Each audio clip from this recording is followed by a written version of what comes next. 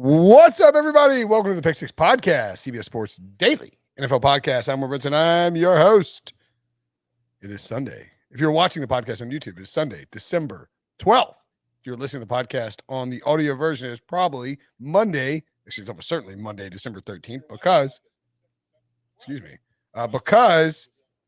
you wouldn't possibly be able to listen to the podcast because we wouldn't have finished it until Monday. So make sure and subscribe on YouTube, youtube.com/pick6. I had a bunch of tabs that started firing off the podcast audio. I don't know if you could hear it or not, but it's terrifying me. It's like 7 me's talking in my house. It's very weird. Anywho, subscribe, rate, and review on Apple Podcast, Spotify, wherever you get your podcast. And if you are watching on YouTube, we'd love to have you. We go live Sunday night, Monday night, Thursday night, Thursday at 1 p.m. for our pick show. And of course, Ryan Wilson does a mock draft show at 1 p.m. Wilson will be joining us shortly. For now, it's myself and John Breech. We'll probably dive right in, break down Bears Packers, and we'll let Wilson come on and when he gets done with his HQ duties, right? Is that the plan? Nobody tells me the plan. I just show up and just go along with it. I just sit in this chair, and then sometimes like the screen pops up, and they're like, if hey, you told me that we had to interview a snail for the next 5 minutes, I would just go along with it. Breech. Do you want to? Yeah, you know what? We'll let Wilson get here first before we dive into how your day was, or how your day may or may not have been. That's mean. That's mean. I'm a mean person. Uncalled for. 45-30. Did I miss anything off the top? Did I forget anything? So I don't know why I'm so flustered. Are you thinking about giving away a hat? Oh, that's right. We're going to give away a hat, a Brinson Sucks hat. If you want to win it, hit the like button. If we get to 150, that is the number Debo has given me, we will give away a hat to someone in the chat. Yes, the chat has pointed out that Breech got a haircut. That is the other important business of note. Cut it all off. That was the whole thing. I had a lot of hair, and I decided, you know what? I'm going to get rid of the mop, and we'll see if my wife likes it. She hasn't seen it yet. Last time I got a haircut, my kid didn't recognize me. How do you feel about that? She was only like 12 months old, and she looked at me and did not know who I was. If I shaved my beard, I think Robbie would be freaked out. But my dad had a mustache. 150 likes. Brinson shaves his beard and then films it when he says hi to his kid. Nah, I don't feel like being like. Okay, 1,000. Maybe in the spring we'll shave it. If we got 1,000 likes on this podcast, yes, I will go. No, you know what? I'm not guaranteeing that either because I had to do a bunch of video this week, and I'll be all like, I'm not gonna be able to get sun on my face. I hadn't seen a bunch of sun. You'll have the facial farmer tan. Yeah, I'll have a farmer's tan, and I'll probably be all fat and pasty, so I don't feel like doing that. But if you want to get to 1,000 likes, that'd be great. Let's get to 150 and give away a hat that reminds everyone that I do indeed suck. So let's dive into the games. Bears and Packers on Sunday night. It felt like the first quarter, this is going to be a boring, not a standard game because the Bears actually came out and scored a field goal to go up 3-0. That was a score at the end of the first quarter. And then in the second quarter, Breech, there were 42 points scored in just a flurry of scoring and insane. Justin Fields hits Jakeem Grant for a 46-yard touchdown. Aaron Rodgers marches the Packers down on an 11-play, 75-yard drive, hits Alan Lazard. Justin Fields pick 6 immediately thereafter to put the Packers up 14-10. Fields hits Demarius Byrd for a 54-yard touchdown. I feel like most of these touchdowns were not like deep passes, but I mean, look, Fields is putting the stats either way.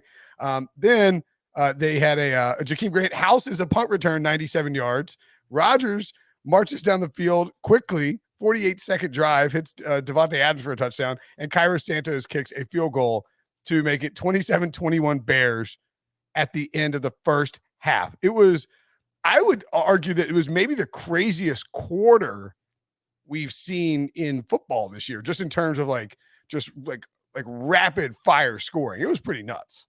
It was nuts. I would throw in the Steelers-Chargers fourth quarter Sunday Night Football when the Steelers were down 27-10. That's the only thing. And it's Sunday Night Football. So maybe it's just something with Chris Collinsworth and Al Michaels being there. But they were down 27-10 and then lost that game 41-37. So that was pretty bonkers. This one wasn't just crazy because of the amount of points that got scored in the second quarter. They were all big plays. You had Jakeem Grant. You mentioned all the touchdowns, Brinson, but you had the 46-yard He had a 46-yard catch, 97-yard punt return. There was a pick six in there that went for 55 yards. Then we saw another Bears receiver catch a 54-yard pass. And then the one you mentioned from Devontae Adams, 38 yards. This was the first time in NFL history there was a quarter where 5 touchdowns were scored that went for 35 yards or more. That's how bonkers this quarter was. And usually when you see crazy things happen, it's the fourth quarter, because that's when teams kind of have their back against the wall and more crazy things. Not in the second quarter. And you know what? It made this game worth it, because, this had a 12.5-point spread. Everybody's expecting the Bears to get blown out. And if you did not watch this game and you just see the final score the next day, you're going to be like, that's what I expected. I'm glad I didn't watch. Packers won by 15. You probably expected it to be like 30-15, not 45-30. So I was glad the Bears kept this entertaining with a few big plays, but they couldn't really sustain any drives, and they were horrible in the second half. There were 33 total points scored in the rest of the game. I mean, it wasn't exactly a shootout, right? 3 points in the first quarter. We got 2 touchdowns and a field goal from the Packers in the third quarter. It's basically put it away, because Green Bay was up 38-27. I mean, the game wasn't over, but Matt Nagy, by the way, punted on 4th and inches with down 11 on the road in the fourth quarter against Aaron Rodgers in a divisional game, season on the line, people calling for him to be fired. It was a pretty, from his own 36. And I don't defend him. Don't do it. Don't do it. Don't do it. What? It sounded like you're about to defend him. No, I was going to blast him for it. Okay. It was terrible. So blast him. Blast away. Yeah. I mean, what's the goal of the punt? Like, you got to go there. It was weird, because they were in this. They came into this game with Aaron Rodgers. The whole storyline was, I own you. Rodgers has dominated the Bears. He's now tied Bart Starr for the most wins all time by a Packers quarterback against the Bears. They, NBC threw up that stat where it's like, here are the last 6 coaches for the Bears. They're 14-43. I guess 14-44 now against the Packers because of Rodgers and Favre. And so like, with all that context, knowing you get in this game and you're going back and forth with the Packers, and it feels like a even contest or an even match. And then to punt there was a bizarre wave of the white flag after the Packers had scored 3 straight times to turn your 6-point lead into an 11-point deficit. And the thing is, the Bears hadn't really stopped the Packers at all in the second half. The Packers scored on their first 3 possessions of the half. The Bears defense had done absolutely nothing to prove that they could stop Green Bay. So by punting it, you're just giving it to Aaron Rodgers so they can run more time off the clock. And that's exactly what they did, because the Packers got the ball back with just over 13 minutes left. They ran 8.5 minutes off the clock. And guess what? They can't do that. If you punt it, if you go for it and you don't get it, they literally cannot run 8.5 minutes. They only have 30 yards to work with. Exactly. Yeah. And then if you go for it and you get it, you're still in the game. And it was 4th and inches. It was not 4th and 1. It was 4th and about 2 inches, because after they got hit with that 5-yard penalty, it said 4th and 5. So like, it literally was not 4th and 6. It was still 4th and 5. And sure, the Bears are the argument for why the NFL should change their punt return and kickoff onside kick rules, where the kicking team can't advance a ball, because they somehow had 2 touchdowns called back, which is not called back. I mean, it's a rule that's been in place forever, but I've never seen scored 2 touchdowns if they were allowed to advance muff punts or onside kicks. Right. Exactly. Yeah. And so for that to happen to one team was kind of crazy. But other than that, the 4th and 1 play was really the pivotal turning point in the game. Like, Matt Nagy, you got to go for it. Your season's on the line. You're on the hot seat. That's a fire extinguisher. If you get it, you put out the hot seat. But no, you didn't, and now you're just on fire. I would argue that if the Bears beat the Packers in Lambeau on Sunday night and got to 5-8, that Matt Nagy may have saved his job. If Justin Fields plays well, they're like, all right, starting to turn the corner with this rookie quarterback. The Bears had 27 points in the first half, and a lot of it was a little fluky. The bet should have been Packers second half. I got lucky and hit the second half over. I was about to bet the team or the total in the game when the Packers picked 6, and I was like, ooh, maybe I should bet the live under at 49.5. And somebody talked me out of it. Thank goodness. Like that was dead immediately. But the Bears had 27 points in the first half and 2 net yards in the third quarter. Like, they were very fluky in the first half with how they scored. Got some jailbreaks, got lucky. And Green Bay is just a much better team, and that showed out in the second half, which is exactly why Nagy has to go for it in a 4th down like that, because you're overmatched. You're up against a vastly superior opponent who, by the way, would love nothing more than to beat the crap out of you and not to like be aggressive in that position. If it's on your own 13, I get it. Maybe, but you're on 36. Like you said, Breech, the Packers up 11. They're probably going to settle for a field goal, or they're going to run 3 minutes off the clock. Either way, you don't want to give them the ball and allow them the chance to run at 8 minutes off the clock, which is what they do. Aaron Rodgers milks the clock. He did just that, and as a result, and not only did you punt it so that the Packers wouldn't get the ball close to your end zone if they stopped you, but the Packers scored a touchdown anyway. So your dumb strategy backfired, and now you look even worse for not having gone for it on 4th and 1. So yeah, come on. That was it. The game felt like it was over after the Packers went up 38-27, but that was the final nail in the coffin, was Matt Nagy not going for it there. So the Packers at 10-3 are tied with Tampa Bay for the number 2 spot. The Packers have the number 2 spot. Tampa Bay is number 3, also at 10-3. As a result of their conference record, Green Bay gets the number 2 seed.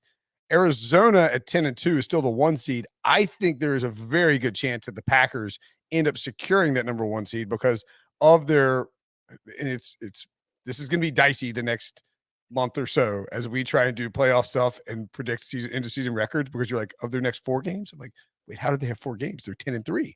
Because now we have 18 games or 18 weeks, 17 games. Of their 4 remaining games, at the Ravens next week, but Lamar Jackson is probably unlikely to play. He was carted off with an ankle injury. Maybe he can play, but he will be limited at best.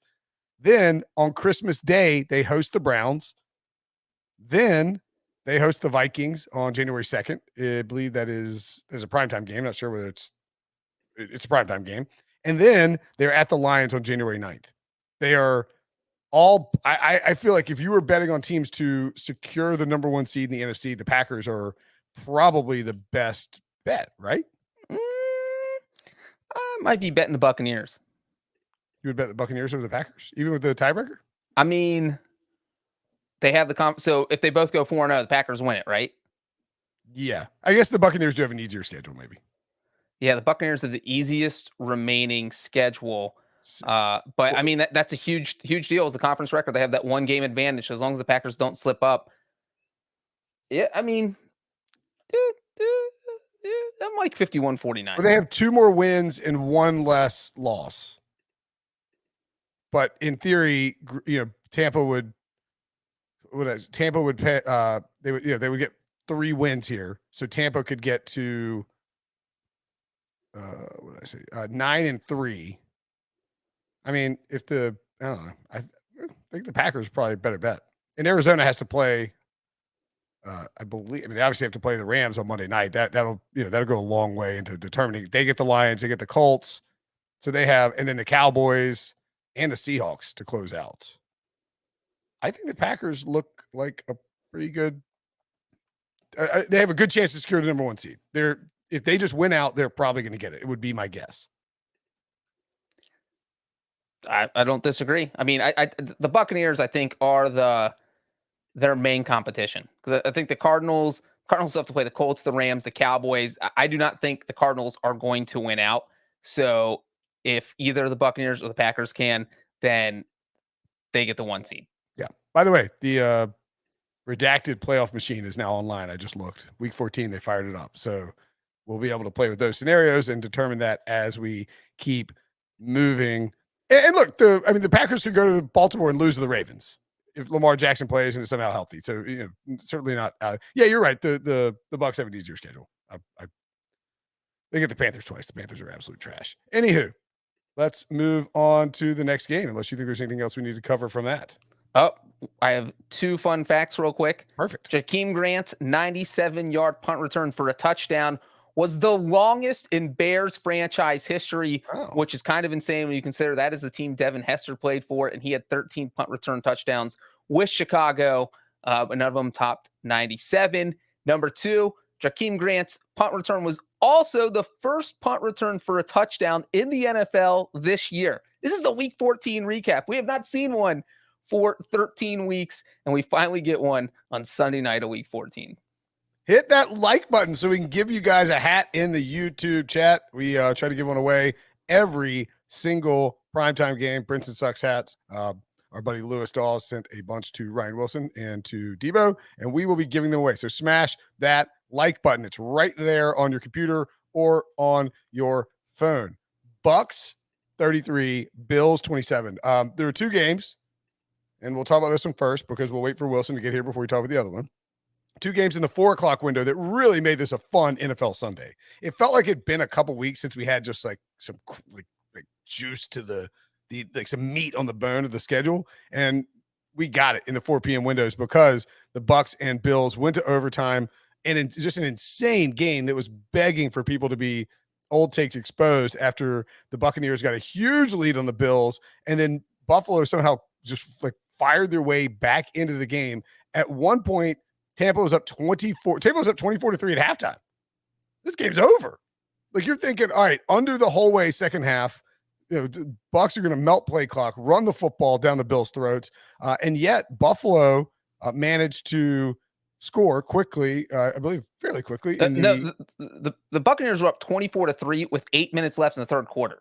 Oh, that's right. They didn't score quickly. It was like coming back from halftime. There was that's what it was. Tracy Wolfson. I tried to rewind. I tried to like find it on a second TV and rewind it because I was like, did she really say that? I didn't want to, coworker, don't want to misquote her.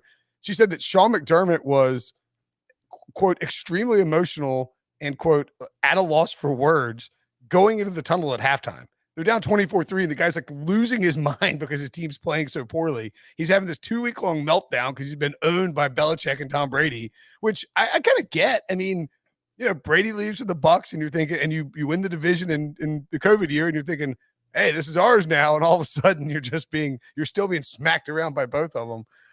So they're down 24-3. The Bills score a touchdown with 7:34 to go in the third quarter to make it 24-10. Bucs didn't seem really intent on being aggressive, settled for a field goal, and then Buffalo just ripped off 17 straight points to make it 27-all. And it's a wild inning. Josh Allen left everything on the field. Suffered either a foot or an ankle, I believe an ankle injury maybe, was in a walking boot after the game, became just the fourth quarterback along with Russ Wilson, Cam Newton, and Lamar Jackson, I believe, to throw for 300 yards and run for 100 yards in a single game. Dude was an animal. I think that was kind of a moral victory for the Bills. Do you agree? No. I mean, Okay. I think that they got annihilated for the first 2.5 quarters. And so if anything, you're thinking, God, if we would have just played okay football, average football in the first or second quarter, we probably win this game. But they just came out and fell flat on their face. They didn't run the ball a single time. That was the first time in forever that a team did not give the ball to a running back for a single carry. First time since 1974, I believe, where a team didn't have a single carry in the first half. So, and I mean, it's one thing to go in with that strategy because you're thinking, hey, the Buccaneers are the best run defense in football. We're not going to run on them. And then guess what? The strategy totally backfired in your face because you're trailing 24-3 at halftime. And so, their game plan was definitely better in the second half, but also it seemed like the Buccaneers kind of were playing it a little safer on both offense and defense. They didn't want to give a big play because they didn't want the Bills to be able to just jump right back into it. But the Bills offense did look a lot better. Now, one thing I thought was interesting, I know a lot of Bills fans were not happy about this, was the refs refused to call pass interference on anything involving Stephon Diggs. There was one where he had his jersey just straight up pulled that absolutely should have been called. There were at least two more questionable ones. And these were all in the fourth quarter during pivotal moments of the game. And so, that's all you're going to hear Bills fans complain about is, hey, look, Tom Brady's team always gets the calls. That is what it seems like. But this was a wild game. It was a wild ride. I couldn't believe it got to overtime. Yeah, I mean, the game was over. We were like laughing at the Bills and how the Bills, I mean, people were having a field day with the Bills. Like, oh, the Bills are done. The Bills won't even make the playoffs. The Bills have completely lost everything. And then suddenly the Bills were tied 27-all.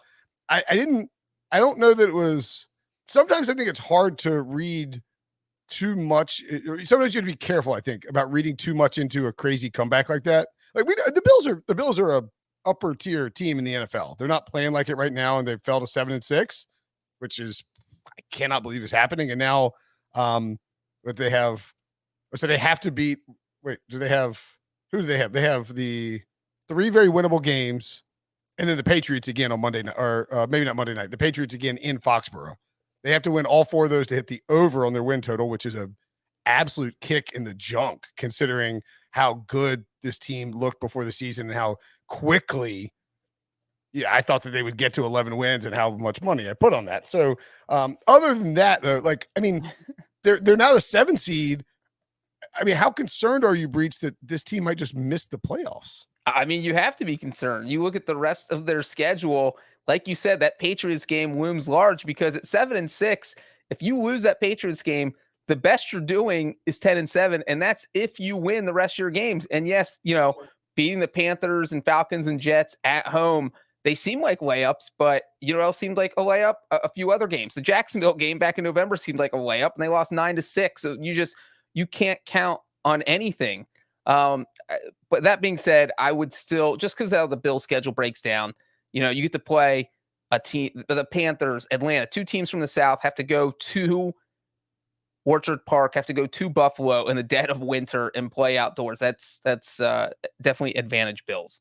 So the Bills have largely, I think, I say largely, they lost 6-9 to the Jaguars, which is humiliating. Scroll up a little bit on that, Devo. I'm just curious how, because I feel like they beat up on most of the bad teams pretty well. Like, yeah, I mean, they have 1 win over a team that currently has a winning record, and that is the Chiefs. Their only bad loss is to the like in terms of losing to a bad team in a game that they were supposed to win, is to the Jaguars. I feel pretty confident that Buffalo, assuming Josh Allen is healthy, has enough in the tank to take care of Carolina. They'll beat Carolina by like 60 points. Carolina's terrible. I mean, we'll get to them later on the podcast. They should handle Atlanta easily, and they should take care of the Jets. All 3 of those games are at home. All 3 of those games are against really bad football teams, and Buffalo knows they have to win them to get in. The only problem, my only concern is that, and by the way, they're 2-4 in their last 6 games.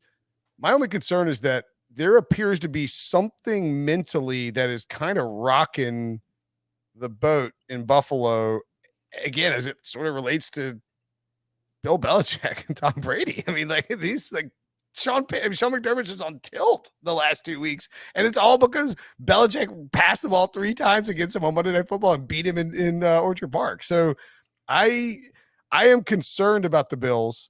I think they will easily get to 10 wins. I don't think that 10 wins guarantees them a playoff berth. It's likely they get in with 10, but they lose the head-to-head if it's just them and the Colts. So, and Indy's coming on strong. If they beat the Pats in New England, I think they'll get into the playoffs because I think they'll win all 4 games. If not, I am extremely concerned about their playoff hopes. Yeah, and well, I mean, like, the Colts still have to play the Patriots and Cardinals, so they have an equally tough schedule. I mean, I like the Bills. I mean, obviously, you don't want to lose these 2 clutch games. As you said, all their losses, except for the Jacksonville one, so 5 of their 6 losses are to pretty good teams, and they've done a good job of beating up on the bad teams, and they have 3 pretty bad teams left on their schedule. So, you don't feel good about yourself right now if you're a Bills fan, but you look at the rest of the schedule and you think, all right, okay, we can still make the playoffs. The Bills, by the way, according to 538, and just they update their stuff right away. It's just, I know it's updated because I can see the record 7-6. The Bills have a 67% chance to make the playoffs, which is down from what they were. Yeah, they were. They looked like a team that was locked into the playoffs and cruising, maybe even to the division. And now they have been absolutely scoop slammed. For the Buccaneers, they are. I don't think we talked about this earlier. I don't believe they've clinched the division. In fact, I'm pretty confident they didn't clinch the division, right? They need like 3. Yeah, they haven't because they have not, because the Saints can still theoretically go 10-7, and the Buccaneers go 10-7, and the Saints would have the tiebreaker because they swept them. The Bucs needed the Saints and Panthers to lose and a win over the Bills to get there. But that means that playing at New Orleans next week at 10-3 with the Saints at 6-7 in Tampa Bay as a double-digit favorite, were the Bucs to win that game, I believe that they will clinch Yes, the NFC South. Yeah. Their first division title since I think 2007. Yep. Because they won the Super Bowl last year, but did not, of course, win the division. So Tampa Bay looking to go clinch the NFC South next week. I mean, I don't know what to. I mean, Tom, the Bucs are ridiculous. If you were picking, I think the Bucs are my number one pick to win the Super Bowl if we were doing the Super Bowl draft over again. The Packers, I have no problem with, but the Bucs look awesome. I mean, they got Brashad Perryman involved in a walk-off touchdown. This guy was cut by the Lions, and he's winning games with the Buccaneers. Literally his only catch of the game comes in overtime, and he takes it 58 yards to the house. Tom Brady's awesome. I mean, Tom Brady knows how to get everyone involved. Tom Brady's like, awesome. Perryman, don't worry about it, man. I didn't throw you a single ball for 4 quarters, I'll get you involved in overtime. Don't worry. And then boom, he's catching the game-winning pass. I mean, you think you've got everyone covered. You're like, hey, we've got Mike Evans locked up. We've got Chris Godwin locked up. Hey, we've got Gronk double team here in overtime. There's no way Brady can beat us. And he's throwing the ball to Perriman. You know, what can you do? Tom Brady is smarter than everybody else on the field. That's the problem. 31 of 46 for 363 yards, 2 touchdowns. Chris Godwin had another double-digit catch game, 10 catches, 105 yards. Mike Evans also caught a touchdown. Perryman, as we mentioned, the TD as well. Fournette had a 47-yard touchdown run, 113 yards on 19 carries. He really has been everything the Jaguars drafted him to be since he got to Tampa Bay. It's kind of hilarious just how good Uncle Lynn has looked. Also, Tom Brady extended his record for most wins by a starting quarterback against a single opponent, 33 over the Bills. And Tom Brady has his longest streak against one opponent, longest win streak against one opponent is 13 games. It's against the Bills. His 5th longest streak is against one opponent, is also against the Bills. And it is alive. He extended it to 10 with this win. Doesn't play him twice a year anymore. So he has 2 double-digit win streaks against a single opponent in his career. That is pretty wild. And he is also 107-1 all time when his team holds a lead of 21 points or more, which would have made it absolutely shocking if he had lost. And the irony or the coincidence, his only loss came in 2011 to the Buffalo Bills. Yeah, there you go. Is it what's the irony coincidence? The coincidence it happened to the Bills. Okay. That it almost happened to the Bills in this game, and the only other time it's happened in his career was to the Bills. By the way, Tom Brady at one point had more rushing yards and rushing attempts than the Buffalo Bills, which was kind of funny. Brady hated the Bills. You see in the first half how bad he wanted to win. Yeah, he hates. I don't know why he hates the Bills. So he had a 12-yard run. It was a play where he got beat up on the play before, and then he got upset at a couple players. Next play, he decided to scramble for 12 yards, and it looked like he was ready to fight every single Bills player on the field. Tom Brady also passed Drew Brees for most completions in NFL history. Brady now at 7,143. Brees 7,125. Smash that like button if you are in the YouTube chat. We are flying up there. We are definitely going to give away a hat tonight. A Brinson Sucks hat to some lucky winner. Ravens 24, Ravens 22. I have no earthly idea how this game ended up closing with the Browns winning by 2 points. I bet the Browns a bunch live when Lamar Jackson got out. When he was injured, ankle injury, he was ruled out, and somehow the freaking Ravens stormed back. They scored. I believe the Browns didn't score after halftime. The Ravens had Justin Tucker was banging long field goals all afternoon. He had 2 50-plus yarders and a 40. I thought he had a 48-yarder or something. 42-yarder. They scored 2 touchdowns in the 4th quarter, had a field goal in the 3rd quarter. Browns were up 24-6 at halftime after Tucker made a field goal with just 6 seconds left in the half. And then the Ravens did all the scoring in the second half. Baker Mayfield also left this game at one point. Case Keenum came in but actually didn't throw a pass. They were just handing off to Nick Chubb. I don't really know what you make of this game, Breech, but it was enormous for the Browns' playoff hopes thanks to other things that occurred around the NFL. Yeah, I mean, I think the big takeaway here is Lamar Jackson healthy? Look, the Browns barely held off a Ravens team that was run by a backup quarterback, and if Lamar Jackson's just out for a week or 2 weeks, that's trouble for the Ravens, and that's everybody else in the AFC North is going to have to take advantage of that because if you don't have Lamar, you have the Packers and the Bengals over the next 2 weeks. You're very, very, very. You don't have a great grip on first place in that division right now. And you're closing with the Rams and the Steelers. So these are dicey times if you're a Ravens fan. Right. You really can't afford to be missing Lamar Jackson for any extended period of time. And so it's hard to say. I mean, the Browns came up with a couple big defensive plays. We saw the strip sack, which was probably the biggest play in the entire game from Myles Garrett, and then picking up and rumbling 15 yards for a touchdown. And that put up the Browns 24-3, and they didn't have to score the rest of the game because that was enough because the Ravens offense just hasn't been good. I don't think they scored a single point while Lamar Jackson was in there. So they just continue to struggle. And Tyler Huntley played pretty well, but the Browns weren't expecting him to play. When you have a somewhat talented backup quarterback come in who you weren't expecting, they can play well. That happens, but he's not going to have that element of surprise when they play the Packers next week, or if he's still the starter when they play the Bengals in 2 weeks, or when they play the Rams or Steelers. So as long as he's on the field, teams are going to start scouting him. They're going to have 2.5 quarters of tape to look at here. But man, this is just makes the AFC North way more interesting going forward with the Browns winning this. Oh, absolutely. And John Harbaugh said it is an ankle sprain for Lamar Jackson. John Harbaugh said we'll evaluate it tomorrow. It is, man, it's hard to Lamar Jackson's tough as hell. I wouldn't be shocked if he played. I don't know that you want Lamar Jackson playing with a sprained ankle. Right. With his style of football, he's just going to run. It's going to be very easy for him to re-injure it. You're getting hits all the time. You're trying to run around all the time. In a contract year. And I don't think that'll play in for Lamar. I just don't, he doesn't have an agent. He's going to do him. He's going to go out there and play. I think he believes that the Ravens will do right by him no matter what. And, we saw like with Dak Prescott, you shatter your ankle and you're still going to get paid because, modern medicine and whatnot has progressed far enough that we're not too worried about it. But it's dicey because, hey, Wilson, what's up? Hello there, fellas. How we doing? Good. You're talking about, I was listening to you in the StreamYard green room. Yeah. Talking How about are the snacks and the drinks in there? In the StreamYard green. There's not the no. How are we provide snacks and drinks to our guests? Devo had them under lock and key. You had to put a quarter in. That's not surprisring.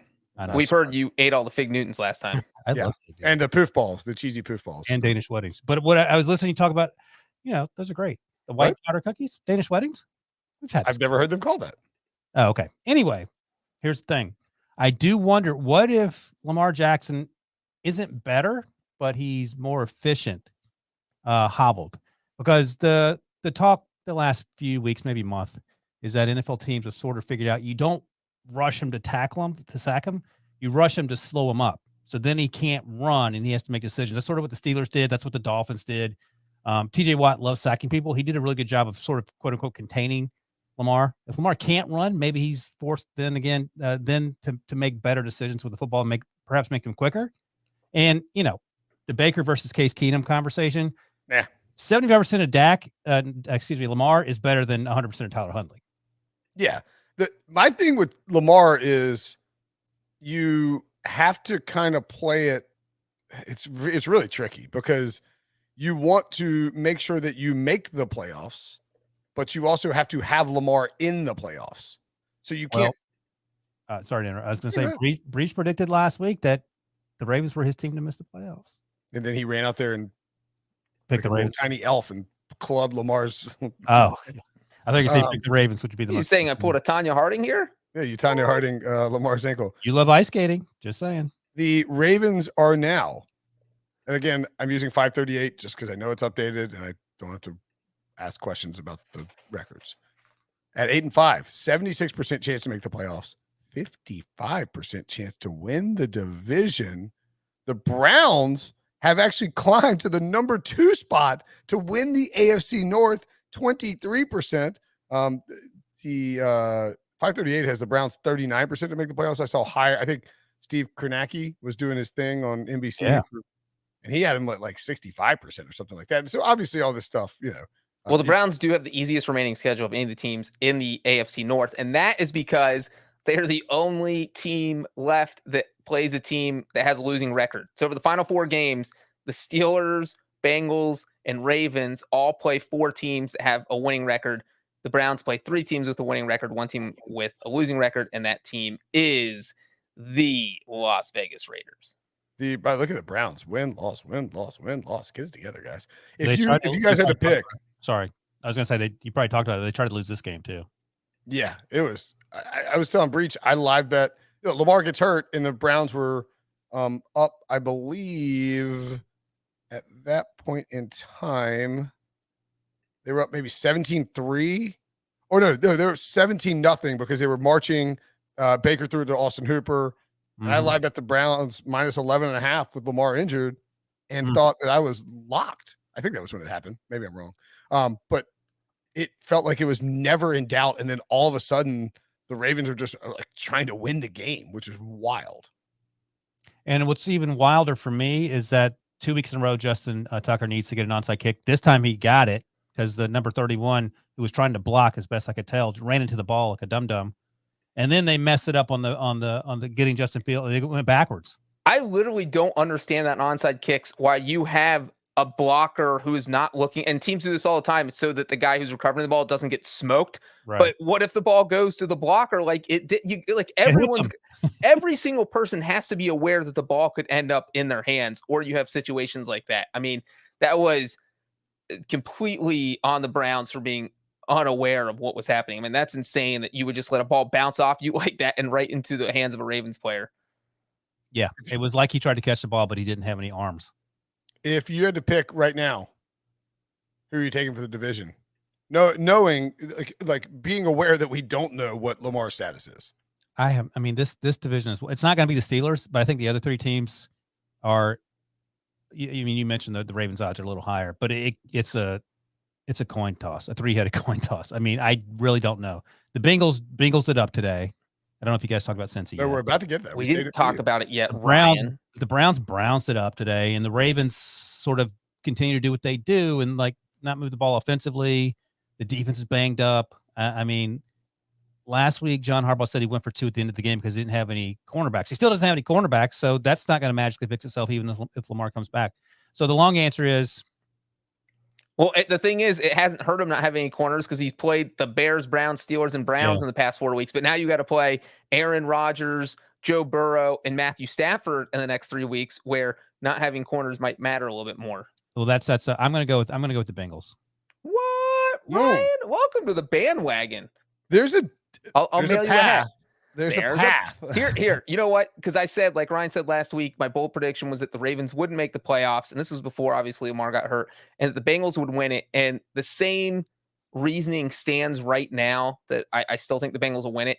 And it's because they're currently 3-1 in the division. They really just need to win one of their final 2. Every other team in the division has at least 2 losses in the division. The Ravens are 1-3, so they cannot win a 3-way or 2-way tiebreak or 3-way tiebreak. It's going to be very tough for them too. And so really, if the Bengals just win one of their 2 remaining division games, they're going to be very good in the tie-breaking department for the rest of the division. And that's why I think they have the leg up. I think there's a pretty decent chance that week 18, January 9th, 1 p.m., the year of our Lord, 2022, Browns Bengals is for the division title. And it's going to be flexed to Sunday night. That'll be the Sunday night flex game. You're right. But now what has to happen there is Baltimore probably needs to go. The Bengals have to beat the Ravens, right? Probably. I mean, if maybe not. Who knows? Because the Ravens need to go 1-2 over the next 3 weeks. And they play the Packers and the Bengals and the Rams. Sure. So very possible. And the Browns. So that would put the Bengals that would the Ravens, at 9-7. And the Browns and the Bengals need to go 2-1 over the next 3 weeks. So then all 3 teams are 9-7. Oh, I guess actually then if the Ravens beat the Steelers, it'd be a 2-way. So we'd have to look at the 2-way tiebreakers for that first. But the point being is that the Ravens have a tough schedule. Lamar Jackson is hurt. There's a decent chance that Bengals Browns in week 18 is for all the marbles. Well, who are you taking? Well, I will tell you when after the break. Oh, The Bengals. Oh no. are we all there? It is. Thank you, Debo. Yummy. You remember People those? even calls them that. Oh, I thought you were talking about the little powdered donuts or something. No. Yeah. If you're watching on YouTube, or He if was you're not talking about watching, Danish wedding cookies. if you're listening to the podcast, Debo put up on the YouTube show a picture of Danish wedding cookies. Google them, and they will bring back memories if you grew up in the 70s and 80s. And if you're watching on YouTube, hit the like button so we can, once we get to 150, we're getting close. We If you like Danish wedding cookies, hit the like button. Yeah, we'll give away a Brinson Sucks hat. Also, I should mention that people are thrashing Ryan in the chat for his tie, which is a little surprising. It's a knit tie. Yeah, they don't like it. Oh, they're just crushing. They don't like the tie choice. Yeah, That's I all right. don't know. Anyway, That's all right. That's all hey, right. hit the like button if you don't like Ryan's tie. There you go. Yeah, there you go. The Bengals played. This is crazy because this game was going on at the exact same time as Bills and Buccaneers, and very similar sort of like plot lines. Yeah. Okay. The movie arc. Yeah, the plot. Story arc. The 49ers kicked a field goal with 7:46 in the third quarter to go up 20-6, and it really felt like the game was over. I don't know, where was your anyway, the 49ers won 26-23 in overtime. After a field goal from your boy McPherson gave the Bengals a 23-20 overtime lead. Jimmy Garoppolo marched the 49ers down the field, and Brandon Ayuk dove in for a touchdown. It was initially ruled that he was out, so they had to go to this review process. It was very clear that he scored, and so the guy comes out and goes, after review, the play was a touchdown. The game is over. It's so ending a game like that is so it's like you're just sitting around waiting for a ruling. It's just like the game's over. Touchdown. That ref is like, I don't want to make this announcement. I got to get off the field. I'm going to make every single fan in the stadium so mad. Yeah, absolutely. And I thought this is actually, you know what, Breech? I don't know why I'm trying to comment on this game. You had your heart ripped out by the Bengals once again. Unfortunately for you, it came at the hands of the 49ers, the team that also beat your father twice in the Super Bowl. And as Boomer Esiason alluded to on the CBS pregame, postgame, halftime, postgame show, he's like, not a 49ers fan, I got to tell you, because he would probably have 2 Super Bowl rings as well, were it not for the 49ers. What were your thoughts coming out of this tough loss that sent the Bengals to 7-6 and put the 49ers right there in the conversation for the NFC playoffs? Well, my first thought was, anybody who watched this game thought, hey, Joe Burrow looked awesome. So what were the Bengals doing in overtime? Not throwing the ball once they got in the red zone. So literally, the Bengals win the coin toss. They get the ball. Joe Burrow, boom, boom, goes 2 for 2 for 50 yards. They get down to San Francisco's 26-yard line. It literally took them like 4 plays to get down there. What did the Bengals do? Run. Burrow gets sacked because the 49ers knew a pass was coming, and you're kicking a field goal. You literally have Joe Burrow drive you down there, and you don't let him throw the ball a single time. It was 3 plays to get down to the 26, and one of those was a run for Joe Mixon for no gain. So it's basically just 2 great Burrow throws and nothing in the run game, and then field goal. And this was after he had just led a drive when they were trailing 20-13 at the end of regulation, where he drove them 87 yards, completed 4 bonkers passes that were all just total dimes, including a touchdown to Jamar Chase to tie it up. And so there was no reason to take the game out of his hand at this point. And it was just, that was the cherry on top of the crap coaching Sunday that Zach Taylor had, because it wasn't just that. There was also their opening possession. They were down 17-6 at halftime. First possession of the third quarter. The Bengals got the ball first. You know what they did? They went run, punt.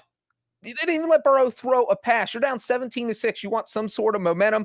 Also, why keep Darius Phillips out there? The Bengals lost this game because their punt returner fumbled the ball twice and lost it twice.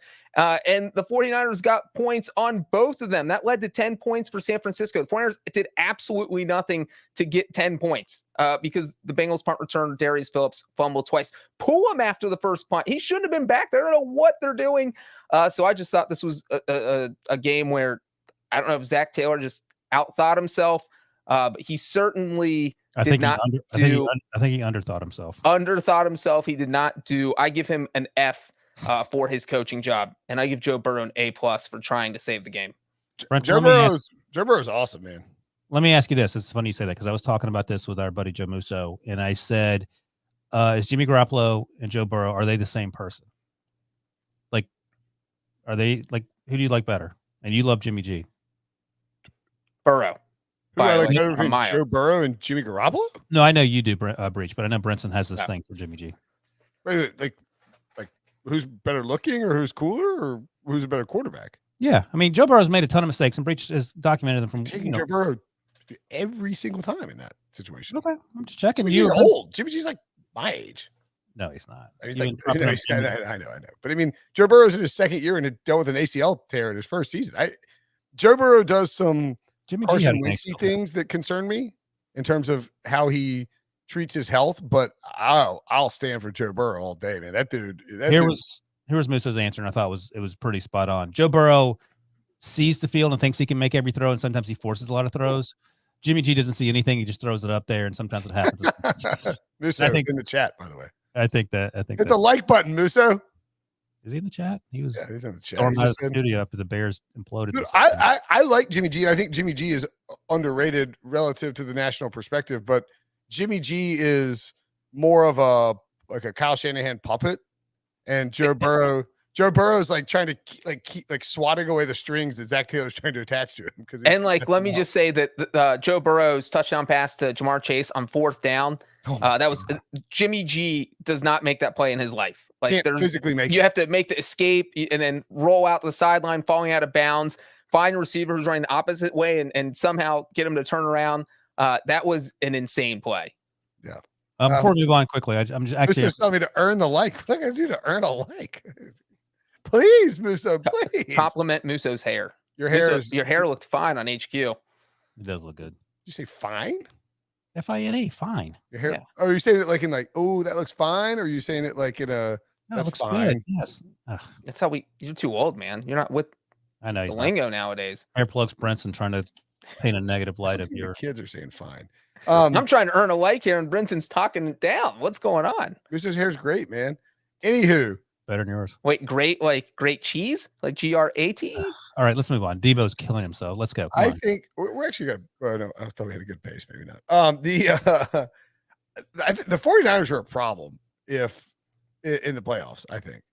They're 7-6, and I was crapping on them a month ago, however long ago that was, and they played relatively well. But it is important to note that they were crushing the Bengals and then let the Bengals get back in the game, just like every other team that was up. Whoa. That's what I'm saying, Wilson, is the 49ers got 10 points of this crushing off 2 fumbled punts. Like, that's not crushing. But it counts. Yeah, but they're not. That's not crushing them. Well, they were up double digits. I mean, they were. Because they got 10 free points from punt returns. It was a beat down, and then Burrow engineered a pretty miraculous comeback. Right. This game ended in regulation how it should have been, because it should have been, if you don't fumble 2 punt returns, the game is 10-6 at halftime. Yeah, don't fumble 2 punt returns. I'm sorry, right. Of course you shouldn't fumble 2. No, I'm just saying that, like, the game, watching it felt even. Like, at 20-6, it felt like the Bengals weren't out of it. The 49ers have won. They're 5-2 in their last 7 games. That's great. Now they haven't won. These games are not like mind-blowingly incredible wins, but coming out of their bye, they had that weird monsoon game where they lost to the Colts, beat the Bears, lose to the Cardinals, beat the Rams, Jags, Vikings, lose to the Seahawks somehow last week, and then take care of business at the Bengals. They have the Falcons at home, at the Titans, Texans at home, and at the Rams. It feels like 9-8 is the worst case for this team, and if they can beat either the Titans or the Rams on the road, 10-7, and I think 9-8 probably gets them the playoffs. 10-7 definitely gets them the playoffs in the NFC, right? Yeah, they're going to the playoffs. Yeah, I think that's right too. Okay. They have a Because I mean, who? 76% chance of making it. All right, according Brian. to 538. I like the. I don't know. I think 49ers would be a concerning team to run into if they can get everybody healthy. And if the Rams lose Monday night, I mean, the 49ers could end up jumping them for the 5th seed. They'd only be a game behind, and they still play them. That is And then correct. the Rams be the team you don't want to face. That is also correct, Ryan. They lost twice to the Cardinals, so very unlikely that they could possibly win the division. By the way, George Kittle, an absolute monster. Oh my gosh. Please go to the next game. You love the 49ers. We get it. They're probably And You've been on for 15 fun fact minutes. about this overtime game, the Bengals still have never scored an offensive touchdown in franchise history in overtime. That's another fun for you? fact. Deebo Samuel, 1 rushing touchdown away from tying the single season record from Tony Latone and Lenny Moore. 7 rushing touchdowns by a wide receiver, I should note. Chiefs, 48. Raiders, 9. Hey, you wanna hear some Scorigami. news? Yes, Oh, sorry, yeah. go ahead. Nice. Yay! I'm sorry to interrupt you. 1,071st time there's been Scorigami in NFL history. The Chiefs were very mad and talked about it, about things that the Raiders did, and took this personally because before the game, Yannick Ngakoue, for whatever reason, decided to have a meeting. The Raiders defense is all in the field, and they're like, we got to get out. Got to get out there. They run out to the logo, the Chiefs logo, and they have their like pregame huddle up and like jumping all around on the logo, which is sort of stupid to get insulted by people stomping on the logo, but it's a thing. And you shouldn't do it if you're an opposing team or a defense heading to play Patrick Mahomes in Arrowhead. And additionally, the Chiefs are still mad about how the Raiders beat them in Arrowhead in 2019, or is it 2020? I get the 2 years completely confused. When they rode the bus around the stadium several times. Maybe it was last year. That's hysterical. But did you hear what they played when everybody was leaving the stadium? Today? Yeah. Now what? Wheels on the Bus. Nice. Well done. Well played. Blasting Wheels on the Bus in Arrowhead as everyone's leaving to remind the Raiders fans and the Raiders what happened. Patrick Mahomes was asked about the meeting at midfield and said that he doesn't like when others he said that the team didn't spend much time talking about the Raiders' decision, but added he doesn't like when others disrespect things you've kind of built, and the team got a little more motivation from it. You know who the DJ was who played Wheels on the Bus? Breech's daughter. One John Gruden. Was he DJ Gruden was working at Arrowhead today? DJ Grudes. The bus was not this season. It's a joke. He got fired or he had to resign. So somebody in chat was like, anyway. Moving along to the actual game. He didn't really play. The Chiefs beat the crap out of the Raiders. This was a bludgeoning. And what's crazy is they scored 48 points, and neither Travis Kelce, I think Travis Kelce and Tyreek Hill finished with like a combined 125 yards and no touchdowns. Hill, 76 receiving yards. Kelce, 27. So there you go. Less than 125 receiving yards for those two guys, and they still dropped 48 on them. Clyde Edwards-Helaire, 2 rushing touchdowns. Mahomes, 2 passing touchdowns to Darrell Williams and Josh Gordon. Hello. Derek Gore also had a 51-yard touchdown run, and there was a pick 6 at one point and some field goals. Fumble on the very first play. Josh Gordon fumbled. Jacobs fumbled the ball, and they ran it back. That's right. First play was a run back. That was Chiefs defense had 2. That's when you knew the game was over. Literally the first play of the game. The very first play, you're like, oh, that's a wrap. Yep, that's right. We don't need to watch the rest of this. Fumble return. Hunter Renfrow, huge game, 13 catches on 14 targets, 117 yards and a TD, but I believe he had that fumble, which is problematic. Not much more. The first fumble of his career at any level. So when he fumbles the ball, someone who's never dropped a football or fumbled a ball in his life, just you might as well hop on that bus that they're about to play the song for and head out to the airport early. Yep. Ooh. The Chiefs minus 230 to win the division. They play the Chargers, who are 2-1 to win the division on Thursday night, with said AFC West crown on the line, as both teams are currently 9-4 for the Chiefs, 8-5 for the Chargers, but the Chargers would have the tiebreaker over the Chiefs if they were to win. The Raiders are essentially free falling into oblivion at this point. They're jumping without a bungee. Yeah. I mean, they're 6-7, and I mean, I don't know. I sort of feel bad for the Raiders.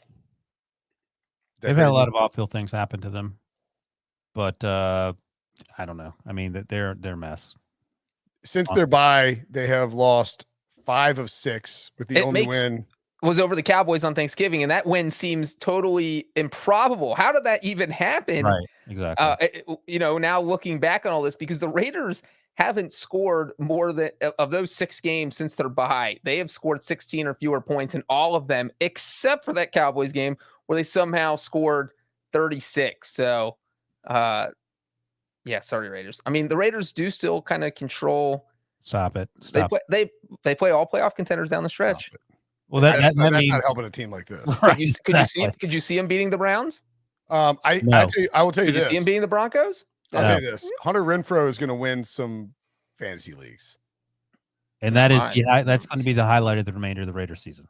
That is probably accurate. So over the last 3 games, he has 9, even dating back to week 9, 9, 9, 4, 9, 10, 14 targets. Guy's getting fed by Derek. He's like, if you created a wide receiver in a laboratory for Derek Carr, it would be Hunter Renfrow. I thought you were going to say if they created an athletic Will Brinson, it would be Hunter Renfrow. Chiefs. We'll see what the Chiefs on Thursday. Big game on Thursday against the Chargers. Chargers playing well. Not the Hunter Renfrow joke. All right. Oh, sorry. Cowboys 27, WFT 20. The Cowboys, this game wasn't nearly as close as the score suggests because the Washington sort of tried to pull a Bengals or a well, wait a second. Breech might want to tell you that Washington played equally as well as the Cowboys. It's just the score doesn't indicate it. Oh, we missed. Did Washington's punt returner fumble the ball twice? Taylor Heineke fumbled it twice. Yeah, well, that happens in games normally. A quarterback fumbling is something that happens in a regular NFL game. A punt returner fumbling twice does not regularly happen in NFL games. It's a humiliating look for you to keep. It's so bad. It's so bad. I don't see how you guys don't see. It's obvious. Yeah, it is obvious. That's for sure. I don't even know how on earth Washington, like if you didn't. I mean, I watched the game, so I know what happened in the game, but you look at the box score and you're like, how on earth did it happen pretty quickly too? Yeah. How did Washington score 20 points? Antonio Gibson, 10 carries, 36 yards, was a non-factor, fumbled. I think maybe twice, was not very good in the game. Taylor Heineke, 11 of 25, a $122, a touchdown and a pick. Charles Sims was their leading receiver, 4 targets, 3 catches, 69 yards and a touchdown. That one catch he had over Trevon Diggs is one of the best catches I've seen all year. Crazy. 43-yard touchdown catch. So, I mean, he didn't do much either. Terry McLaurin didn't have 4 targets, no catches. The Cowboys were up 24-0 at halftime and just cruising right along. And then Washington just scored 2 quick touchdowns. There was a pick 6 of Dak and who is Jay Williams for who is Jay Williams for who? He played Washington. for Duke. Jonathan Williams? It is Jonathan Williams. There you go. I mean, I'm not afraid to admit when I don't realize it. Washington didn't do anything, got completely outplayed in this game, had no business being in it, and somehow clawed back. Pretty big win for the Cowboys, all things considered. Breech, more importantly, the benches. Do you guys want to eat your words? Because you were slamming Mike McCarthy for having the gall to say, we're going to win this game, both of you. I didn't slam him. Well, Brinson did. Ron Rivera slammed him. Brinson slammed him. I always slam Mike McCarthy. I thought the benches were a hilarious touch. I like the benches. That's what I wrote on Twitter. It'd be like bringing your own chairs to a restaurant. It was weird, but I don't hate it. Well, you also said in that tweet that that's something that you do all the time. Which of course. I almost guarantee you that like the Washington football team is incredibly cheap with everything really, but that they use like crappy visitor benches. And the guy was and that was the report from ESPN. It said that the Seahawks had said the visiting benches there were below par, and they told the Cowboys that. Jerry Jones was like, all right, well, we're not going to use your crappy visitor benches. We're going to fly in our own benches. Like seeing the giant white benches that say Cowboys on it in Washington Stadium was pretty hilarious. Imagine spending $30,000 on travel costs to send those benches there and being the field manager at the football team stadium, wherever they play now, FedEx Field, and seeing the truck back up, and you're like, I can't let you in here. Like we're going in Jay's there. like, no, you can't. Let's give him now. Dio's got a picture of him. Look, those benches look. They have like electronics. I'm picturing the Washington benches as just old school high school benches, like aluminum park benches, like firm. You're sitting on them for 5 minutes, and your ass is killing you. And your No back back. is hurting. Oh yeah. And the By the way, Cowboys. if you're the Cowboys, do you take these benches to every away game now? Yes. I think you do. the Cowboys benches look like the Tempur-Pedic of NFL benches. They're super There's like an comfortable. Xbox on there. Probably adjust to your body temperature. I mean, I could sleep on that thing. I mean, look, Washington FedEx Field is a dump. Like everything about it is a dump. That's where RG3 tore his ACL in that playoff game against the Seahawks. The press box is probably number 32 in the NFL in terms of like sight lines. You can't see 30% of the plays that are happening. It's way out there. That's a bug, not a feature. I mean, that's not a bug. It's a feature. Right. I mean, walking.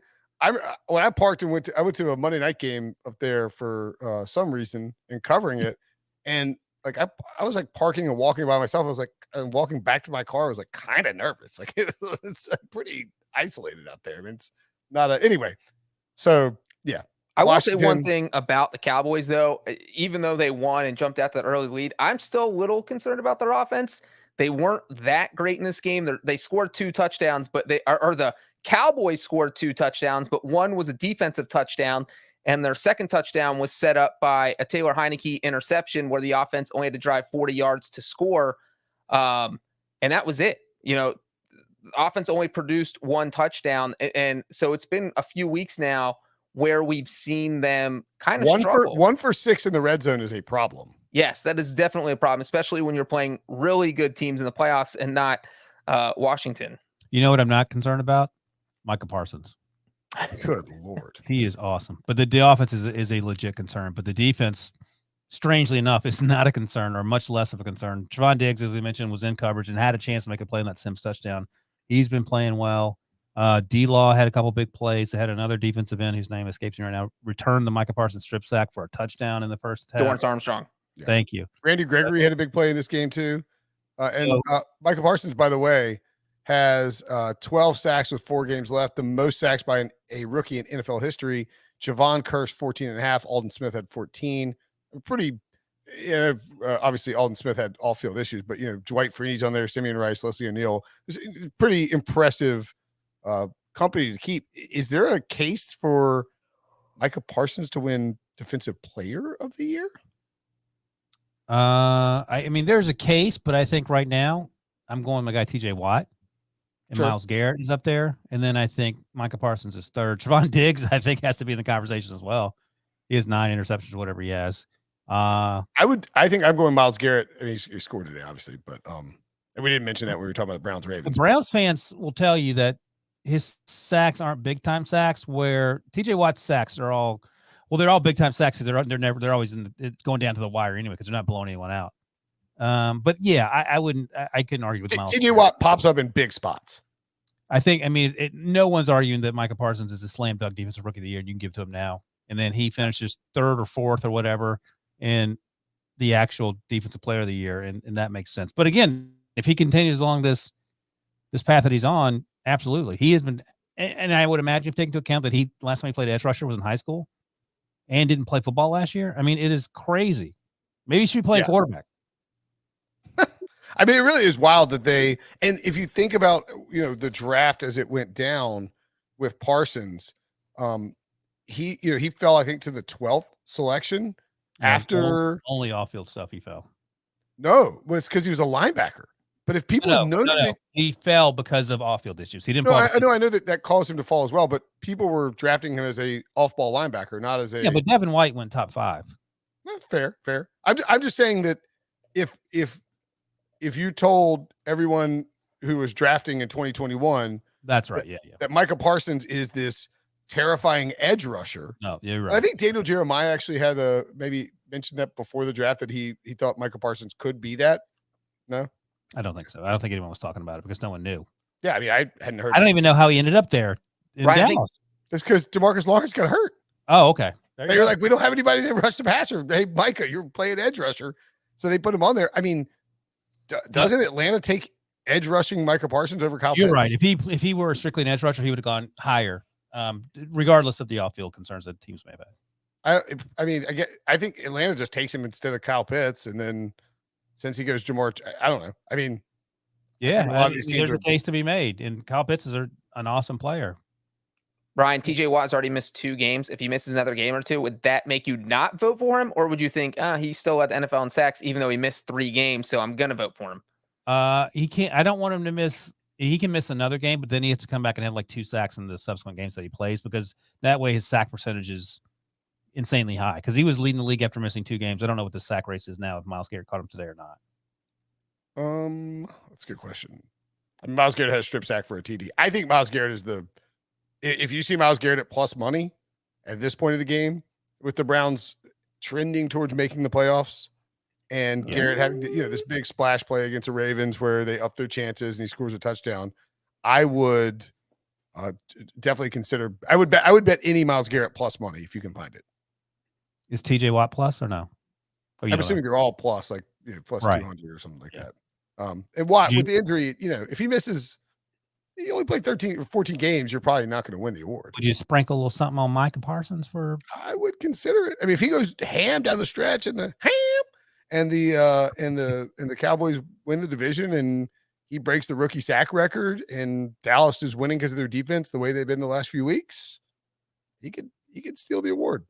But typically speaking, peanut brains like Pete Prisco are gonna give they're gonna give 1 vote to Micah Parsons for rookie of the award. Pistachio brains.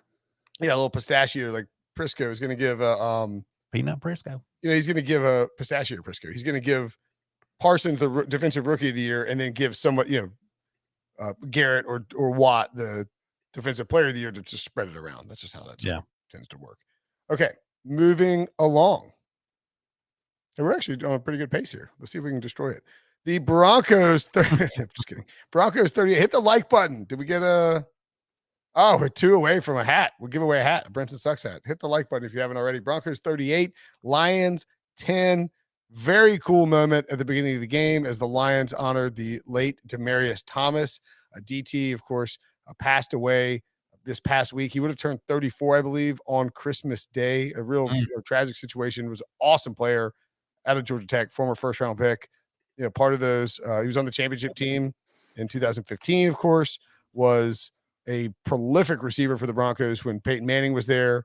And by all accounts, there was lots of things shared. Just a good person who went out and did a bunch of charitable stuff in the Denver community, beloved by fans. You can see the pictures there.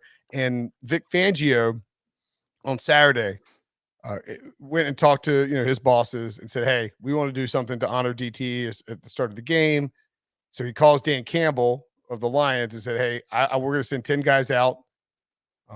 We're not going to run a play. We're going to let the play clock go all the way down.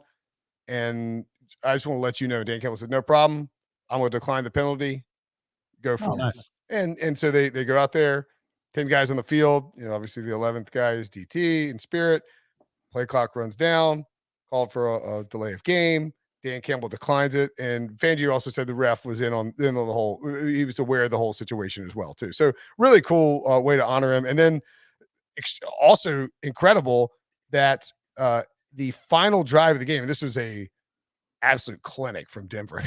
Dan Campbell throws Vic Fangio that bone, and then Vic Fangio just hangs 38 on him. Yeah. The final drive for the Broncos that sealed the game, 14 plays, 88 yards. How cool is that? Oh, nice.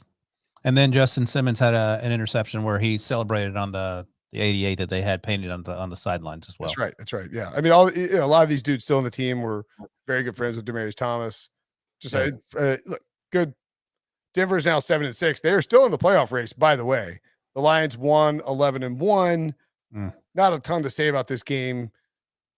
The Lions were dealing with tons of COVID issues. The line for this game was 8.5. And then it started just spiking up. It got to 12.5 eventually because Breech, all these Lions players were going to be missing. Someone named Chad Reynolds, I think. Is it Chad Reynolds? C. Reynolds was their leading rusher. Jared Goff, feel bad for the guy. Nothing he could do in this spot. Craig Reynolds. Craig Reynolds. But you know what? You're probably never going to mention his name again on this podcast, so it doesn't matter. 11 carries, 83 yards. Good for Craig Reynolds. I'm just messing around. It wasn't Chad Reynolds, but no, but that's what it was like. I mean, this felt like the lock of the day. Once everything happened, the Broncos were fired up. They had the decal on their helmet for Demaryius Thomas. Peyton Manning got flown in. Everyone was fired up. It looked like they want to go out there and destroy the Lions, and that's exactly what they did. Are you saying I shouldn't have taken the Lions plus 8.5? Should not have. Did you take the Lions plus 8.5? It was 10-7. I was like, oh, they're going to hang into this thing, and I turned around and it was 400-0. They took the 7 points. It was a beatdown. Yeah. It was a beatdown. But I mean, the Broncos are definitely in an interesting spot at 7-6 because they're in that they're basically tied for the last wild card spot, but they're out because of a tiebreaker. You have 5 teams tied at 7-6 for those final 2 spots? Indy, Buffalo, Cleveland, Cincinnati, and Denver, and then Pittsburgh at 6-6-1. And by the way, Las Vegas and Miami both at 6-7. By the way, if the Bengals win that if the Bengals win that game, then they're still in the playoffs and the Bills are out. I think that's correct because Indy had come back in. So the Bengals are the only thing keeping the Bills inside the 7 right now. So if the Bengals had won, they would have jumped up to the 4 spot where the Ravens are because they would have been atop the AFC North. And then remember the Bengals were the 1 seed like 3 weeks ago? It's sad. But the upside is, according to John Breech moral victory calculator, they are the number 1 seed still based on the way that they play today. It was not a moral victory. Nobody ever the number said 1 seed in punts fumbled on Sunday. Well, you know what? We're talking about the Bengals, and that's who the Broncos play next week. And that really feels like kind of an elimination game. The loser is lose town game. Probably out of the wild card race. Yeah. If you're the Bengals or the Broncos. Victor Garcia says in the YouTube chat the Bengals lost to Mike White. That is pretty pathetic. You can have fun with us during these shows. YouTube.com/pick6. Hit the alert button if you haven't already. You'll get a notification on your phone when we go live. I actually get a notification that scares the crap out of me. It's like, go live with Pick 6 podcast in 30 minutes. I'm like, what? 30 minutes. Anywho. Yeah, I think the Cincy Denver game is, if you're 7-7, you have to win. I can't see either one of those teams winning all 3 of their games to close out. And 9-8 is just not getting you in the playoffs in the AFC. So, well, we all 3 predicted the Bengals to win the division, and now I don't know. Like, where's the game, Breech? In Denver. So that's going to be Denver -2. How's that feel for wins over Wilson? I think the Bengals are favored, aren't they? Did we? Oh no, we didn't look at that game. The Broncos are favored by 1 at Caesar Sportsbook. There you go. Wins over Wilson's pretty. That's a tough one. I don't exactly. That's where I was going next. Yeah, just gonna have to pick one. All right, Chargers and Giants with Bengals 3. How about a Mike Glennon rushing touchdown? Didn't see that coming. Mike G actually had a great, decent game. Stats put up some numbers in terms of DFS. Settle down. I mean, look, this is. You sound like me talk about the Bengals. Brinson. It really does. He's worse. I'm kidding. This is the Giants are a disaster and were outclassed and overmatched by the Chargers, 37-21. The Chargers win this game. Man, the throw from Justin Herbert to Jalen Guyton might be the best throw you'll see. I don't want to that was a fantastic throw, great catch. I don't want to rain the parade, but Rashawn Slater was holding and it was clear as day. I saw it just eyeballing out the corner of my eye. And maybe they're like, it doesn't matter. Let's enjoy. Or they were watching. The refs were in total awe of the pass, looking up at it and just missed the holding. That's probably what happened. Because this ball, if anyone missed it, it was a huge play because it was 3rd and 11 for the Chargers right before halftime. I think there was 20 seconds left before the half, and they were up 17-7. So if they punt it, you're the Giants, you feel at least okay with yourself that you're down 17-7 at half, but no, the ball goes 65 yards in the air and hits Guyton just in stride. I mean, it couldn't have been a more perfect throw, and it went for a 59-yard score. It was a Jeff Blake special from back in the day. Yeah, it was a dime. Look, the Giants leading receiver is Kyle Rudolph, who had 2 catches for 66 yards and his long catch of 60 yards. They're not a particularly good football team. everybody who is a Giants fan wants everyone fired. And there's a pretty good likelihood that now at 4-9, we'll see how they close out. But I think it's 5 straight years that they finished below 500 now. I think I mean, Dave Gettleman has several good picks that he's made, but by and large has took over this franchise with the idea he would, bolster things, and they've been a disaster. They have the Cowboys at home, at the Eagles, at the Bears, and Washington at home. It feels like Joe Judge will be fired on January 10th. Saquon doesn't look to be the same as he comes back from that knee injury and then the ankle he had after the knee injury. And again, that just feeds back. And what guys get hurt, but he was a top 5 pick. And then are you going to pay him now? All the other things that go into that. It's a mess. Right. It's a mess. Like you have to either let the number 2 overall pick go and admit that it was a total disaster, or you have to give a running back a huge contract. Either and one. You can't do that. Yeah. I mean, you have to let him go. And either one is a huge L. It's a tough. And Daniel Jones hadn't played. He's going to go see a doctor on Monday. Nobody knows what his future is. Well, he's not in danger of being done with football, is he? No. I just mean that. Are you going to pay Daniel Jones? Oh, right. Yeah. No, right. Because he is the number 6 over. The Giants are in a weird spot. They have 2 first-round picks, and they're both top 10 picks as we sit here. So, whatever that means. They have some nice pieces on that roster, but by and large, a train wreck. The Chargers far more interesting. Really, this is the kind of effort you want to see from a team that you believe can make. I love that. Justin Herbert joins an illustrious list of quarterbacks to throw 30 passing touchdowns in each of their first 2 seasons. That list includes Justin Herbert. To go out like they did when they're sort of trending in they're sort of like the Chiefs are storming up and the Chargers are trying to figure out if they can like hold serve and stay in the fight for the AFC West. And you've got this game against a really bad Giants team, and you go out and you just lay the lumber on them. That's important, I think, to give yourself that kind of boost as you go into Thursday night against the Chiefs. Is that crazy to say? Not at all. Herbert, 23 of 31, 275, and 3 touchdowns.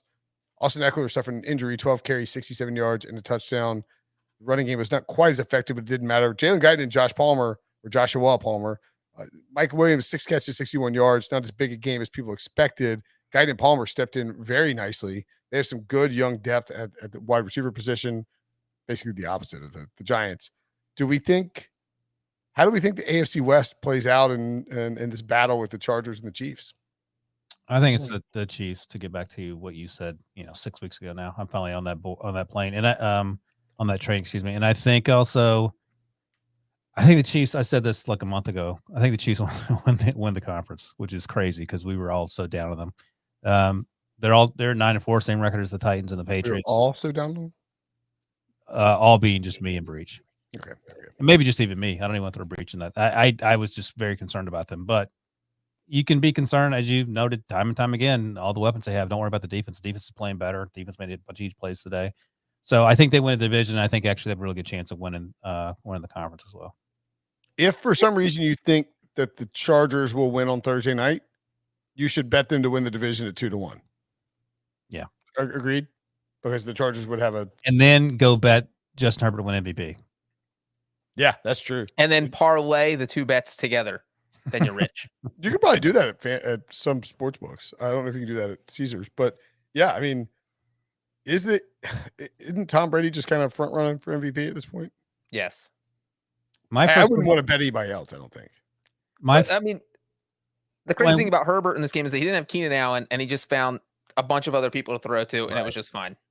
They didn't miss a beat. In our weekly MVP votes, I think I've had Aaron Rodgers and Kyler Murray 1 and 2 the last 3 weeks. I've had Brady 1, I think. And Phillip Rivers 2. He had a stinker last week, and recently in the recent weeks he had a not so great game. But it's hard. Fair enough, yeah. I think I would go Brady 1. It's hard to have Kyler Murray. Probably Rodgers 2, Herbert 3. What do you mean it's hard to have Kyler Murray? He came back from injury. Played like 4 weeks. But he came back. They went 2-1 without him. He missed a bunch of games. Shut up, Breech. No one asked you. Just saying. I also have Jonathan Taylor and TJ Watt in my ballot, so that could be. That's ridiculous. Your ballot is invalid. I was looking back to 2017 when I was aggressively pushing Phillip Rivers to win MVP. 2017. Just say any year before Phillip Rivers retired. Fair. Okay. Any more wild card thoughts before we move on to? Any of you guys think that the Chargers will win this division? I don't want to rule it out. I've got a ton of Chiefs bets. So I think don't they'll be want in the it to happen. playoffs. That's a no on the division title. Okay. I have a bunch of Chiefs either somewhere, like I have a bunch of Chiefs bets on them to win the division, ranging between plus 230 and minus 119, I think. Mm-hmm. And I will probably come back in and hedge a little out on the Chargers at 2-1 to win the division. You gonna sprinkle anything on the Chiefs winning the AFC? Not now. It's back to normal prices. Oh, did you earlier or no? I'm sure I got something somewhere in those pendings. So many bets going on. All Who right. knows what happens when we're done with the podcast? I'm sitting around. Mm-hmm. Staring at the bourbon Bottle of whiskey in you. Bottle of whiskey. What do you want me to do, Mr. Beam? My family. That's a Brian Kelly joke. If you didn't get I like how Debo is prompting you with the subtitles on the podcast. Titans beat the Jaguars 20-0. We have a grade A mess on our hands in Jacksonville. This is straight up doo-doo. I mean, this is I had the thing with Shelly Meyer back when Urban left Ohio State, where she quote tweeted me, and Ohio State fans. I had to delete Twitter from my phone. I couldn't check my mentions for 2 days. It was nothing but like cruel, angry vitriol from Ohio State fans. What did you tweet? I had suggested that if the Ohio State had made the playoffs, that Urban Meyer might not have stepped away as soon as he did, because he didn't coach. He's like, I'm too sick to coach the ball game. My suggestion was that if they made the playoffs, he may have been healthy enough to coach in the playoffs and try to win a national championship. I love that you only deleted Twitter for 2 days. Like, yeah, I can't quit you. I mean, I just took it on my phone. I was like, I can't look at this. This is ugly. At any rate, so because of that, I did not want to go all in suggesting that Urban in Jacksonville would be a massive disaster. I tried to sort of like nicely walk around it. And maybe I thought there are pathways where with get Trevor Lawrence, you get enough nice. There's a path. There's a path where it's like There's a path. Maybe the Jaguars are decent.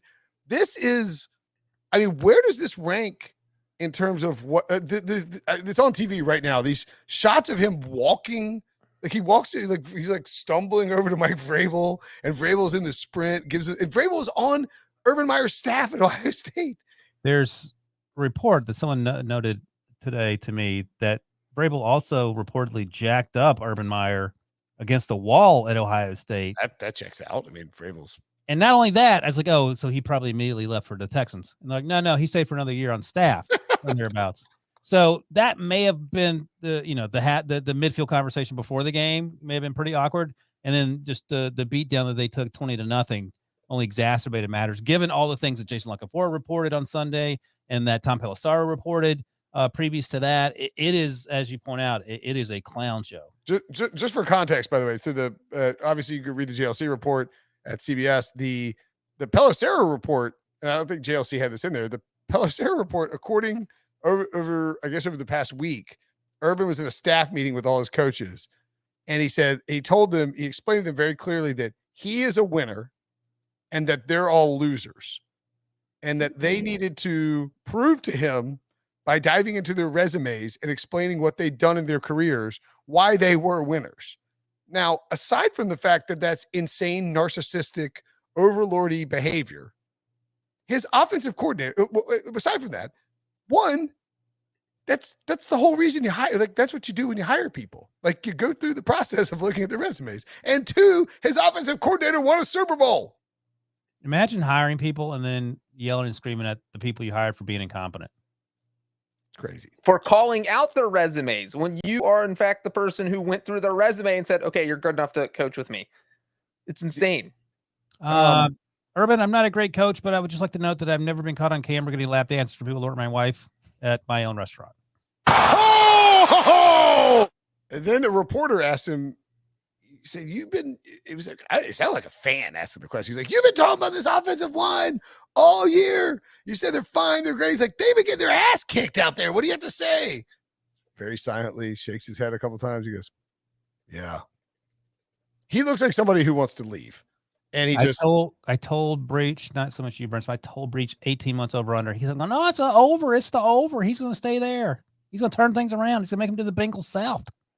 Did you say that? No, you didn't say that part. Okay. But he thought I said he would win a few games, and he has. That's what I thought that would be enough to convince. Yeah, they were winless. They had lost 20 straight games. You guys laughed at me, but I thought the 2 wins would be enough to convince everyone to keep him around when in fact that is not happening. So no, I only give myself half credit. Not everyone else. I thought that he would not be able to handle all the losing.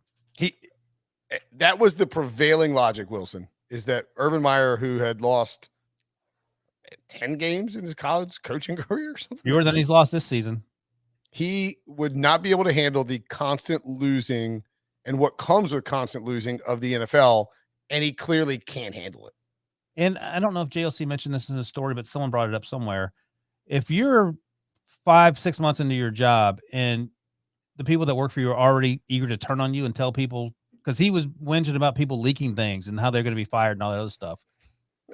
That's why you leak it, so you don't get fired for telling somebody. You don't understand how leaking works. But if you're 5 months into this thing and people can't wait to call people and talk about you, maybe it's something that you're doing that's not great. I don't want to. I'm trying to figure out how to phrase this. Should Shad Khan be, to borrow a question for the Bills secondary, should Shad Khan be embarrassed by this hire? Yes, and there is some stuff out there. I don't want to attribute this to anybody or. Oh boy, here we go. No, I'm just that Brinson sources. Yeah, no. I want my source, Jim Beam. Dr. Beam, what did you say? No, I don't know how to properly attribute this without. I just say Debo said it and go ahead. Yeah, Debo said there's a chance that something might happen tomorrow with Urban. Is all I'm saying. Oh, interesting. Just worth keeping. Dr. Beam, can you confirm? But for people listening to the podcast on Monday, tomorrow means Monday. Yes. Yeah. But there's something. I mean, there's a chance. And if you listen on Tuesday and Brinson was wrong, just go tweet at him. There's a chance nothing could happen. There's a path. I mean, he looks like somebody who, sometimes when you don't want to, you're like, I don't want to actually be the guy who breaks up with somebody. You're like, I'm just going to act disinterested until I get dumped. Like, that's what Urban Meyer looks like. The guy who's just being a passive, like he's just, whatever. Like making Shad Khan be the guy who says, all right, you're fired. And in his head, he's like, I only get to keep that money if they fire me. I can't resign. So he's Costanzing it. Correct. He is trying to be as disinterested and distant as possible in order to get Shad Khan to can him. Okay. We'll see what happens with Urban. It's going to be. Oh, nice. It's worth watching. Saints 30, Jets 9. Oh my God. What are we doing here? Taysom Hill stomped all over. Alvin Kamara, Taysom Hill just stomped all over the Jets. I cannot believe that I had the Jets against the spread in this game. What am I? I did too. 5. It was so low. It was like maybe the Jets will hang around, and they sort of did for a little bit. Well, Taysom was terrible last week, but the Jets are just not good. Zach Wilson. I have a lot of concerns about Zach Wilson. Mm-hmm. He had some throws. I don't know if his hand was hurting or something. He had at least 2 short throws that hit his receivers in the feet, and there was no one near him. One was a rollout, one was staying in the pocket. And if you can't complete those throws, what are we doing? He was like missing guys down the field. 19 of 42 for 202 yards. And like Zach Wilson probably doesn't beat the Bengals. Mike White was needed to beat the Bengals. It doesn't help that their offensive line's not good. Everybody's banged up, and you lose Elijah Moore, who'd been playing really well the last few weeks. But Alvin Kamara, 27 carries, 120 yards, touchdown. Taysom Hill, 15 for 21, also had 2 rushing touchdowns. Yeah, he had a nice bounce back game. The Jets are a train wreck, and good news for them is they're going to get some more picks, and we'll see what happens after this draft. Because I think if Zach Wilson doesn't play very well down the stretch, that people are going to start turning on Joe Douglas a little bit. I think I'm going to turn on Zach Wilson.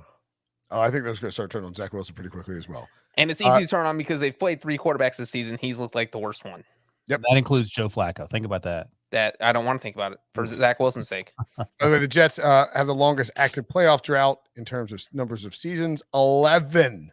Now that they've been eliminated from the playoffs, the next closest, the Cardinals, Bengals, and Broncos at 5. That is Had to get the pathetic. Bengals. Who all last made it in 2015.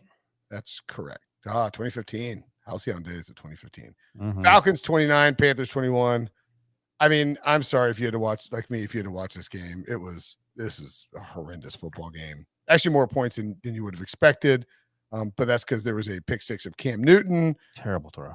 Oh, just a terrible throw. And he got pulled for PJ Walker, but it wasn't permanent. And then PJ Walker threw an interception.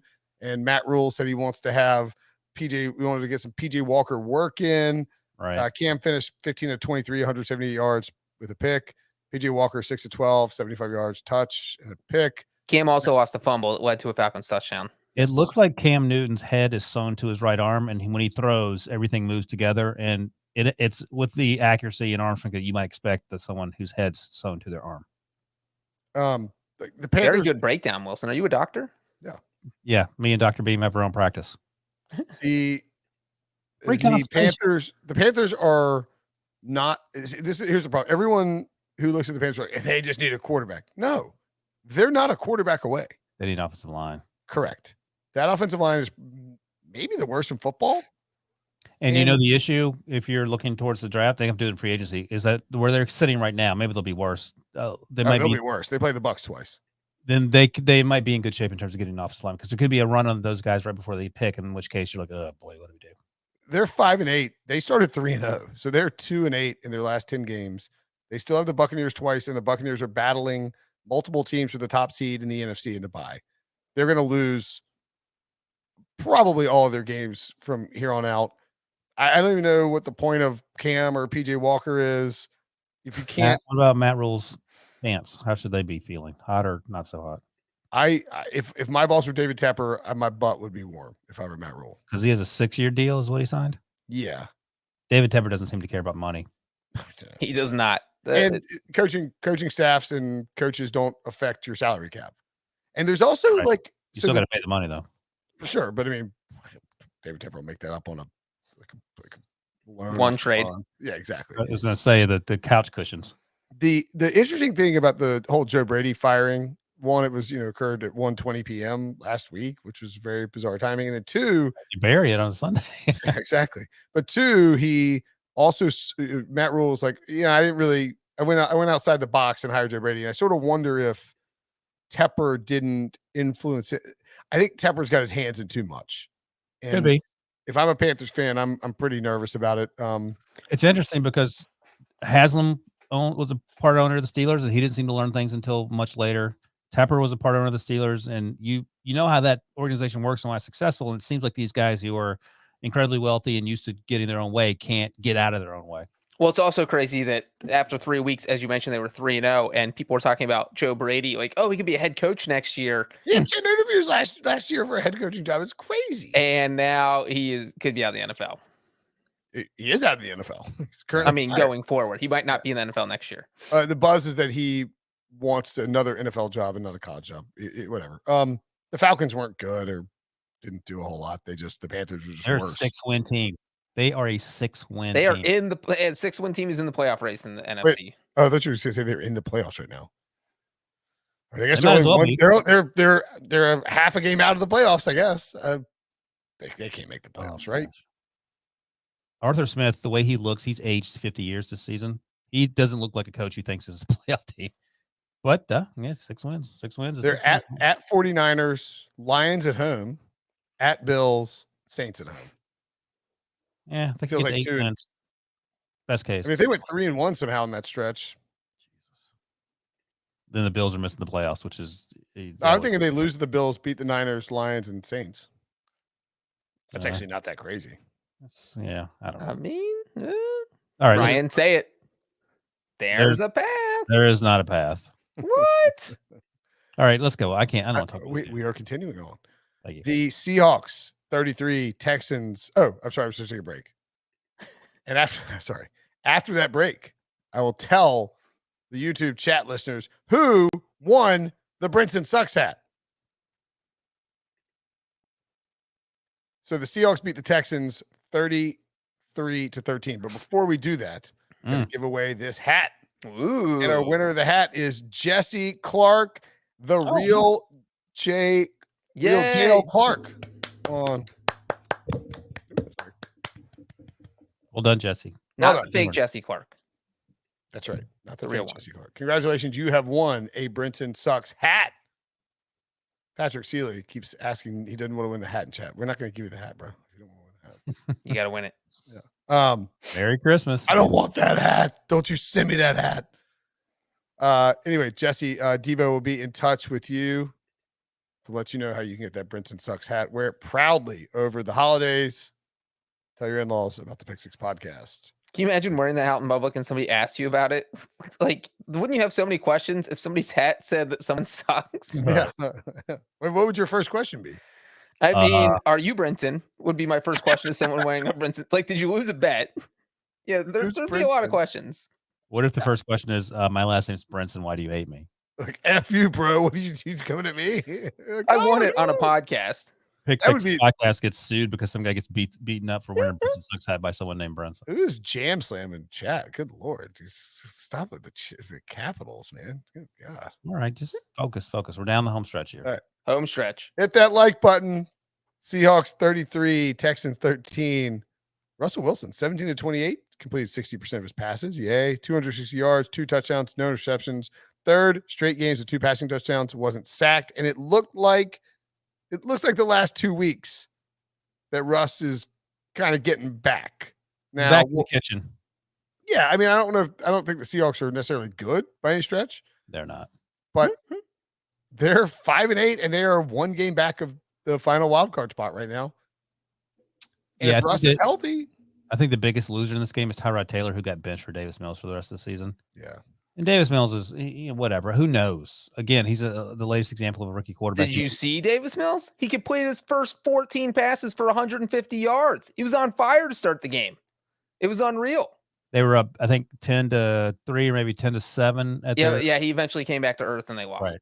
Yeah. So even when he's at his tip-top best, they're up by less than one. Well, you can't be up by less than 1 score. They're by 1 score against an average Seahawks defense. This is like Pete Carroll's fantasy because Rashad Penny went off. He did.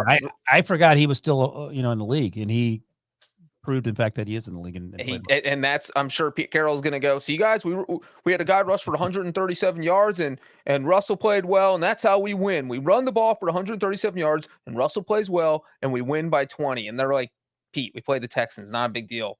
And he's like, no, we're going to keep playing this way. This is how we're winning. Punt team, get out there. Yeah, I mean, look, what's crazy is like the Seahawks, because of how they've been playing this season, could go 4-0 over their final 4 games. They could go 1-3, and it's all possible.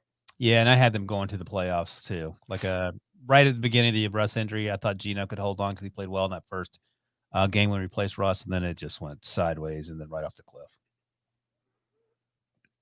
They got the Rams, Bears, Lions, and Cardinals. I was trying to find who caught. Davis Mills has flashed a little bit this year. He's not terrible, and Prisco liked him coming into the draft, and he didn't play. He didn't play a lot at Stanford, so he has. And this is basically his senior year, so that's one way to look at it. And again, no offensive line. See, I just had chills. So I could talk.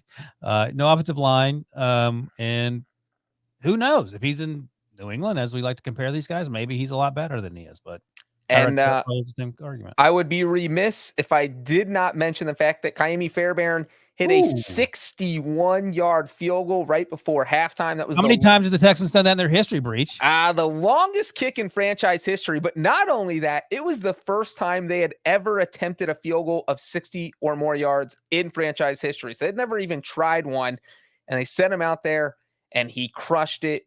And it is the 3rd field goal of 60 or more yards this year, and just the 20th field goal of 61 or more yards in NFL history. Roid rage. Like you can't judge Davis Mills on anything that happens to him. The first touchdown he threw to I think it was Brian. Is it Brian Jordan? Brevin Jordan. Brian Jordan, yeah. Former Braves great and Falcons great. Yeah, that's right. Brevin Jordan. It was he flashed some, but you just can't tell with what the Texans have around them. All right. There's some bad games, huh? Okay, actually, that's all the games. Look at us. Look at us. Yeah, I was gonna say, let's But we also have to do a Please tell me playoff we're doing picture, winners and losers. playoff picture, and then winners and losers. We're moving pretty fast. I gotta- We're 10 minutes. Well, I got to Quick everything. a couple seconds. I got to Wait, run down what? the hall real quick. Okay.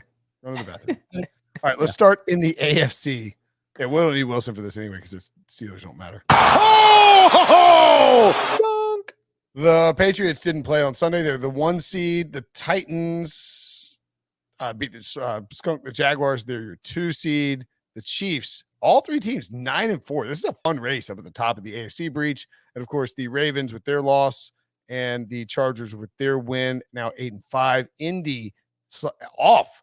A winner for this week. One of them has to, we'll get to them in a minute, but one of them has to be Indy because they didn't even play football and moved way up in the playoff standings thanks to how things shook out in the AFC.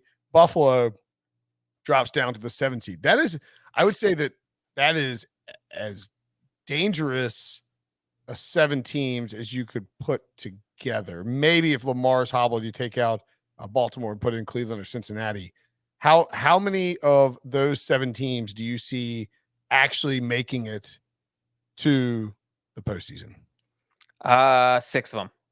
I think we only see 1 team, and I think like I said earlier, I think the Ravens probably don't win the division, so it's probably them. You slip someone out the 4 seed, and like you just said, put the Browns or Bengals in there, and that makes for an interesting playoff. I mean, you would have some. All right, so the team you have falling out is just the Ravens, probably the Ravens, and you have it sure does look like the Patriots and the Titans will win their respective divisions. Yes. Do you think it's Indy and Buffalo as the wild cards? If the Titans just go 2-2, they win the division. Same for the Patriots. If the Colts lose, the Colts play Saturday against the Patriots. If they lose that game, the Titans could clinch the division by winning on Sunday. So the Titans could clinch this weekend in a realistic scenario. And then obviously, yeah, I mean, so it feels like the top 3 teams are definitely in. The Chargers are 8-5 just because they have a game up on everyone. They're in good shape. The Colts are the interesting one because their schedule is just so it's weird. Like they have Jacksonville, they should obviously beat. The Raiders, they should probably beat. And so you win those 2 games and you have to be feeling pretty comfortable. And then I think if you can go 1-1 in the other 2, which are against the Cardinals and Patriots, I think you're in. So I do think the Colts will make it. And then, what do you think of the 7th spot? You think the Bills get it?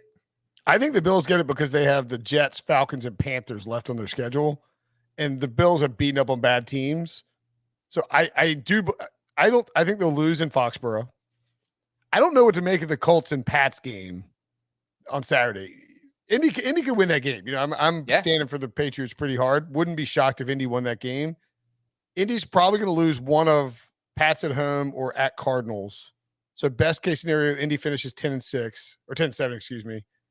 I think the Bills probably finish 10-7 as well, but 10-7 is not getting you the division. So yeah, I mean, I think both of those teams are in really good shape to get those wild card spots because of the current tiebreakers. Now, those tiebreakers can change a little bit, I guess. Cleveland's not going to catch Indy for conference record, but these things can shift around based on these final 4 games. It is starting to feel like if Cleveland or Cincinnati want to make the postseason, that they have to get there via the division instead of via the wild card, just because of the schedules available to Indy and Buffalo. Right. And I mean, there are, I feel like Cincinnati kind of controls because every team they play, the Broncos, the Ravens, the Chiefs, the Browns are all in the playoff race or actually in the playoffs. The Bengals control the playoffs? No, they control. If they win out, they're going to get in. But they control their own destiny, and their games will have more of an impact than other teams. Is what you're right? I mean, if they win out, they'd win the AFC North. So it's not even about like the wild card spot. So in that sense, they control their own fate. Wilson, what do you think about the AFC side of things? How do you Breech has? I kind of agree with Breech. I think we get 6 of these 7 teams that are currently in. Yep. And the team that falls out is Baltimore with a hurt Lamar Jackson and a tough schedule. I was going to swap Cincy and Buffalo, but Buffalo has keep the Ravens as the North champs. Well, I said the Bengals earlier in the podcast. I don't know if that math works. If the Bengals and Baltimore can both make it with the Bengals winning the division and then Buffalo somehow missing.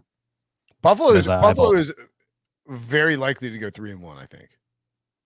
They lost to the Jaguars. They got their doors blown up by the Colts. We don't know. We just don't know. That game is going to sit with me for like 18 months. The Colts and the Jags game.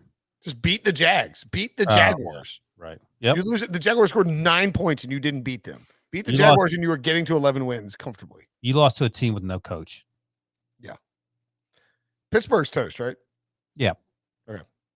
So it feels like, and again, this can change dramatically. The Bills can lose to the Jets, Panthers, or Falcons, and that would flip things upside down. All right, let's go to but I think the consensus is this is the nucleus, and then the AFC North is sort of a wild card out there, and with the caveat that the Patriots and I think it's about time for Breech to fake a power outage. Anyway, to the NFC. Arizona and the Rams play tonight, Monday night. Arizona has the number one. They're the number 1 seed. Packers number 2, Tampa number 3, Dallas 4 at 9-4, and in firm control of that division with Washington as the 7 seed at 6-7, and then 2 NFC West teams 5 and 6, the Rams and the 49ers. I feel pretty good about 6 of these teams, sort of where we were a couple of weeks ago. 6 of these teams feel like pretty good bets to make the postseason. You were on San Fran early, and I was on Seattle early, and that just didn't work out for me. Well, I think San Francisco is kind of taking that New Orleans spot. And that's the other thing. I thought New Orleans would be fine because we didn't before Jameis's knee injury. Yeah. Yep. And Trevor Siemian wasn't the answer. And I mean, now the Cardinals are probably going to win the division. I mean, if they win Monday night, they're winning the division. Yes, if they get to 11-3 with a sweep over the Rams and the 49ers, they will win the division. Right. They have a 2-game lead in the Rams. If the Rams win Monday night, all that changes and kind of gets interesting. Green Bay is a lock for a top 4 seed. Tampa is a lock for a top 4 seed. Dallas a lock for a top 4 seed. So those top 4 seeds could shift around amongst themselves, but they're going to be who they are more or less. If the Rams win Monday night, that would drop Arizona to the 3 spot, and Green Bay would move up to 1. I was going to ask, if you had to put the odds, or you can rank them, it doesn't matter to me. We talked about this before you got on, I think. Arizona, Green Bay, Tampa Bay. You talked about that? Yeah. Who would you pick? The Packers. I said Packers. Breech made a compelling case for the Bucs, and it involves playing the Panthers twice. I was 51-49 towards Buccaneers, but I don't think it's going to be the Cardinals. I think we keep sleeping on the Cardinals, and they keep showing up. So they just have a much tougher schedule than either Green Bay. If Tampa Bay gets to play the Panthers twice, the Panthers are not beating the Bucs. Tampa Bay has the easiest remaining schedule. Green Bay has the 7th easiest remaining schedule. Arizona still has to play the Cowboys, Rams, and Colts. And it's not like the Seahawks, who aren't as bad as the record indicates. And it's not like 2 years ago where you would get to week 17, you were the 2 seed or the 1 seed, and you might be willing to rest your guys in week 17 because you just wanted to buy, and you were willing to sacrifice that chance. Like you need that. These teams are going to be gunning for that 1 seed after this long of a season. So all right, well, what about the 7th seed? Who's going to get that? I don't know. Devo, are the Eagles? I guess the Eagles are off. Are the Eagles going to make the playoffs? The Eagles? I feel good about them versus Washington, and they've beaten. And they play Washington. Atlanta. That's right. They've beaten New Orleans. They play Washington twice. They should beat the Giants the second time around, but then it's that Minnesota team that is the most insane up and down team in the entire league. You're going to get a 1-possession game in their remaining 4 games. It's just how many of those they are able to pull out. Vikings have Rams at home day after Christmas in 2 weeks. They play the Bears next week on Monday Night Football. And then the Packers on the road on January 2nd in prime time. So tough matchups for them. The Eagles could actually end up with a Cowboys team. I can't try to remember what Mike McCarthy did in Green Bay. Did he sit his guys late if they were locked in? McCarthy's definitely a guy who would sit people. Yeah, he is, right? Because the Cowboys could very easily have the division wrapped up, but not be able to get the bye, so they don't care. Yeah. And I don't think you really care if you're the 2, 3, or 4 seed. I mean, you prefer to be the 2 seed, but you're not going to risk, Dak Prescott's ACL over going from 4-2, right? Probably not. Probably not. I mean, you have a much better shot of getting a home game in the next round Sure, if you are the 2 seed. Well, I'm saying like if it's a case of win and you get the 2 seed, then I think that they'll play him. If it's a case of 3 or 4 things have to happen Right. to get the 2 seed, then they probably are like, all right, we'll do a quarter and let's see where we're at and scoreboard watch and then pull him or something like that. And it's maybe get the 2 seed and knock a division rival out of the playoffs and bump, the Vikings or someone else in there. Or maybe it's just swap out one division rival for Washington. So there's going to be some options there. Yeah, I'm gonna go with the Eagles. Do you take Eagles?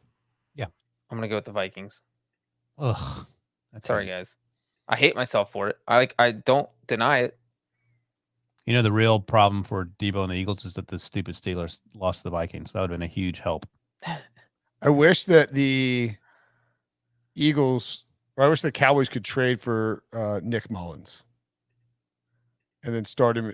Was it Nick Mullins or was it somebody else? That's a weird wish to have. Oh, the Week 17 game. I wanted to trade for Nick Mullins and start him against the Eagles in Week 18 and knock the Eagles out of the playoffs.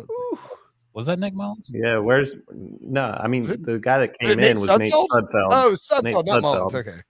Wait, is Nate Sudfeld a free agent? No, but the Eagles acquired Nick Mullins and then cut him this offseason. So that's why I was like, Nick Mullins. Right. Sorry. Everything about 2020 gets muddled. Yeah, I think I'd probably go Philly right now. Nah, I'm going Philly. Yeah, Washington looked bad. Nate Sudfeld. Yeah, I get it, guys. All right. Okay. Type Nate Sudfeld in the chat. I thought it was Nick Mullins. Whatever. Winners and losers. Wilson, would you like to go first? Or you want to defer to Breech? Let's see. You know what? My winner is going to be. I'll use the one that I used with you. Micah Parsons. He was huge in helping the Cowboys win that game. As Breech noted, the offense is still sort of finding its way, which seems like a weird thing to say about the Cowboys. They didn't need to win that game, but it certainly helped them in their quest to win the division because that wasn't has yet to be locked up. So Micah Parsons balling out. We had the defensive player of the year conversation with Micah. Rookie of the year's in the bag. So I'll give Micah and his 2 sacks, a strip sack that would lead to a touchdown. He's my winner. That is a solid winner, Wilson. Should I stick with the Cowboys theme? I will not. My winner is. Who did you ask that question to? He asked and answered his own question. Yeah, can I do that? Is that against the rules? My winner is Tom Brady. The man is 44 years old, and he just keeps winning. He has dominated the Bills his entire career, dominated New England, dominates them now, wins with an overtime touchdown pass to a guy who didn't even catch a pass the entire freaking game. Tom Brady always gets the last laugh, and now he's probably going to win MVP. And he ran for 17 yards. And he ran and had a 12-yard run. He had more first half rushing attempts than the Bills. By the way, his slot, the Bills ran the ball. The first run came in like the third quarter. That was Josh Allen. Yeah. And by the way, the quarterback slide that Tom Brady did in the first half was like some butthole trying to break up 2 at second base. He was like trying to take out the shortstop. It was like insane. His Tom Brady's slide at the end of runs is this. It screams, "You can't touch me. I know it, and you know it, and I dare you to do something." So I'm gonna do this little pop-up slide that's very obnoxious. Spikes high. He kicked Ed Reed in the groin area a few years ago. Like that was the first one of those. He's had a couple dirty slides this year, but Breech likes him. That's his player of the game. My winner didn't even play this week. What? That's right. The Indianapolis Colts and Carson Wentz and Frank Wright, who are 7-6 and on their bye, resting Jonathan Taylor. He's at home sleeping. The garlands on the mantle, the trees all lit up. He's having the time of his life, not playing football, enjoying sitting around the house. And they were out of the playoffs coming into this week, and they jumped into the playoffs because of multiple losses. Buffalo loses, Cincinnati loses. Yes, Denver and Cleveland won, but because of the way that things shook out with the Bengals losing, and then the Bengals losing in overtime to the 49ers. Stop saying it. And I don't know if you remember, the Bengals lost because of all these things. The Colts leap. My internet just went out. The Colts leap into the playoffs and now look very well positioned to go to the postseason. I really don't think anybody out there in the AFC wants to see the Colts in the playoffs or the Bengals. Mostly the so not in the Colts. playoffs. You're a winner, Wilson. Ow. Loser, my loser. You're a loser, excuse me. Urban Meyer would be an obvious choice, but I'm not going to go with Urban Meyer. I'm going to go with Urban Meyer's staff, his players, everyone associated with the Jaguars organization, not named Urban Meyer. You guys are all losers because you have to put up with this crazy person who reportedly is saying all sort of insane things like, prove to me that you're a winner, even though I hired you. I mean, if that's any part of that's true, and I sort of feel like it is, because he said in his post-game press conference that these leakers I'm going to fire. You don't say that if you're, Bill Belichick or Mike Tomlin or John Harbaugh. So everyone but Urban Meyer in the Jaguars organization, I feel like is a loser this week, and that's through no fault of their own. My loser is the Raiders. They had to decide to hold a team dance on the Chiefs logo at midfield, and then they went out and fell flat on their face. Usually when you dance on someone's logo in a road game, you come out and back it up and maybe win. And the Raiders did the opposite of that because they got destroyed. Mm-hmm. That is a pretty good choice. It's okay. I'm trying to think. Brinson's stalling because he needs one. Did I steal it, or did Wilson steal it? No, you just threw me off because you didn't take the Bengals. The Bengals are the obvious loser here. Yeah. They were getting their butts kicked by the 49ers, somehow accidentally, drunkenly stumbled. They thought they were going to get a bunch of like Skyline chili at 2 a.m., stumbled their way back into overtime, ended up in this game against the 49ers, didn't know what they were doing because they were still so hammered from the night before, made a bunch of mistakes, kicked a field goal after running the ball into the goal line, and blew their playoff chances into oblivion by being very Bengalsy. So the Bengals, the clear loot, they're at home. You're hosting the 49ers. You're 7-5. You have a chance to right everything, to change, to remind people that you are a good team, that people care about you, that people like you. No one cares about you. No one likes you. And the 49ers beat you twice in the Super Bowl, and then they came to your house and took your pride and maybe took your playoff berth. Obviously, the Bengals are a huge loser in this spot. Ouch. Breach or retort? My new loser is Brinson for calling the Bengals a loser, and I need my Brinson sucks hat because I'm wearing it. By the way, how every day ridiculous was that catch by George Kittle? They just saw it on the replay. Unbelievable on that third down. Jimmy G skied it. Just whoa. He's pretty good. All right. That's the show. Thanks for listening. Thanks for watching. If anything breaks, of course, tomorrow we'll have an emergency podcast. Don't worry, Breach. What are you talking about? Yeah. Maybe something in Jacksonville, Ryan? That's what he's talking about. Jacksonville retires. Jackson DeVille retires. That happens for potting. Walking away from my mascot game. I can't do it anymore. I can't take it. I can't be a mascot for this guy anymore. All right, thanks for listening. Urban Meyer probably asked him, "What have you won in your career, Jackson? You're out of here." I'm the Jaguars mascot. I haven't won anything. Yep. All right. Thanks Okay. for listening. Thanks for watching. We will see you guys. Oh, we'll have a Monday Night Football preview, of course, and we'll be live on the YouTubes after the primetime game. Talk to you guys later.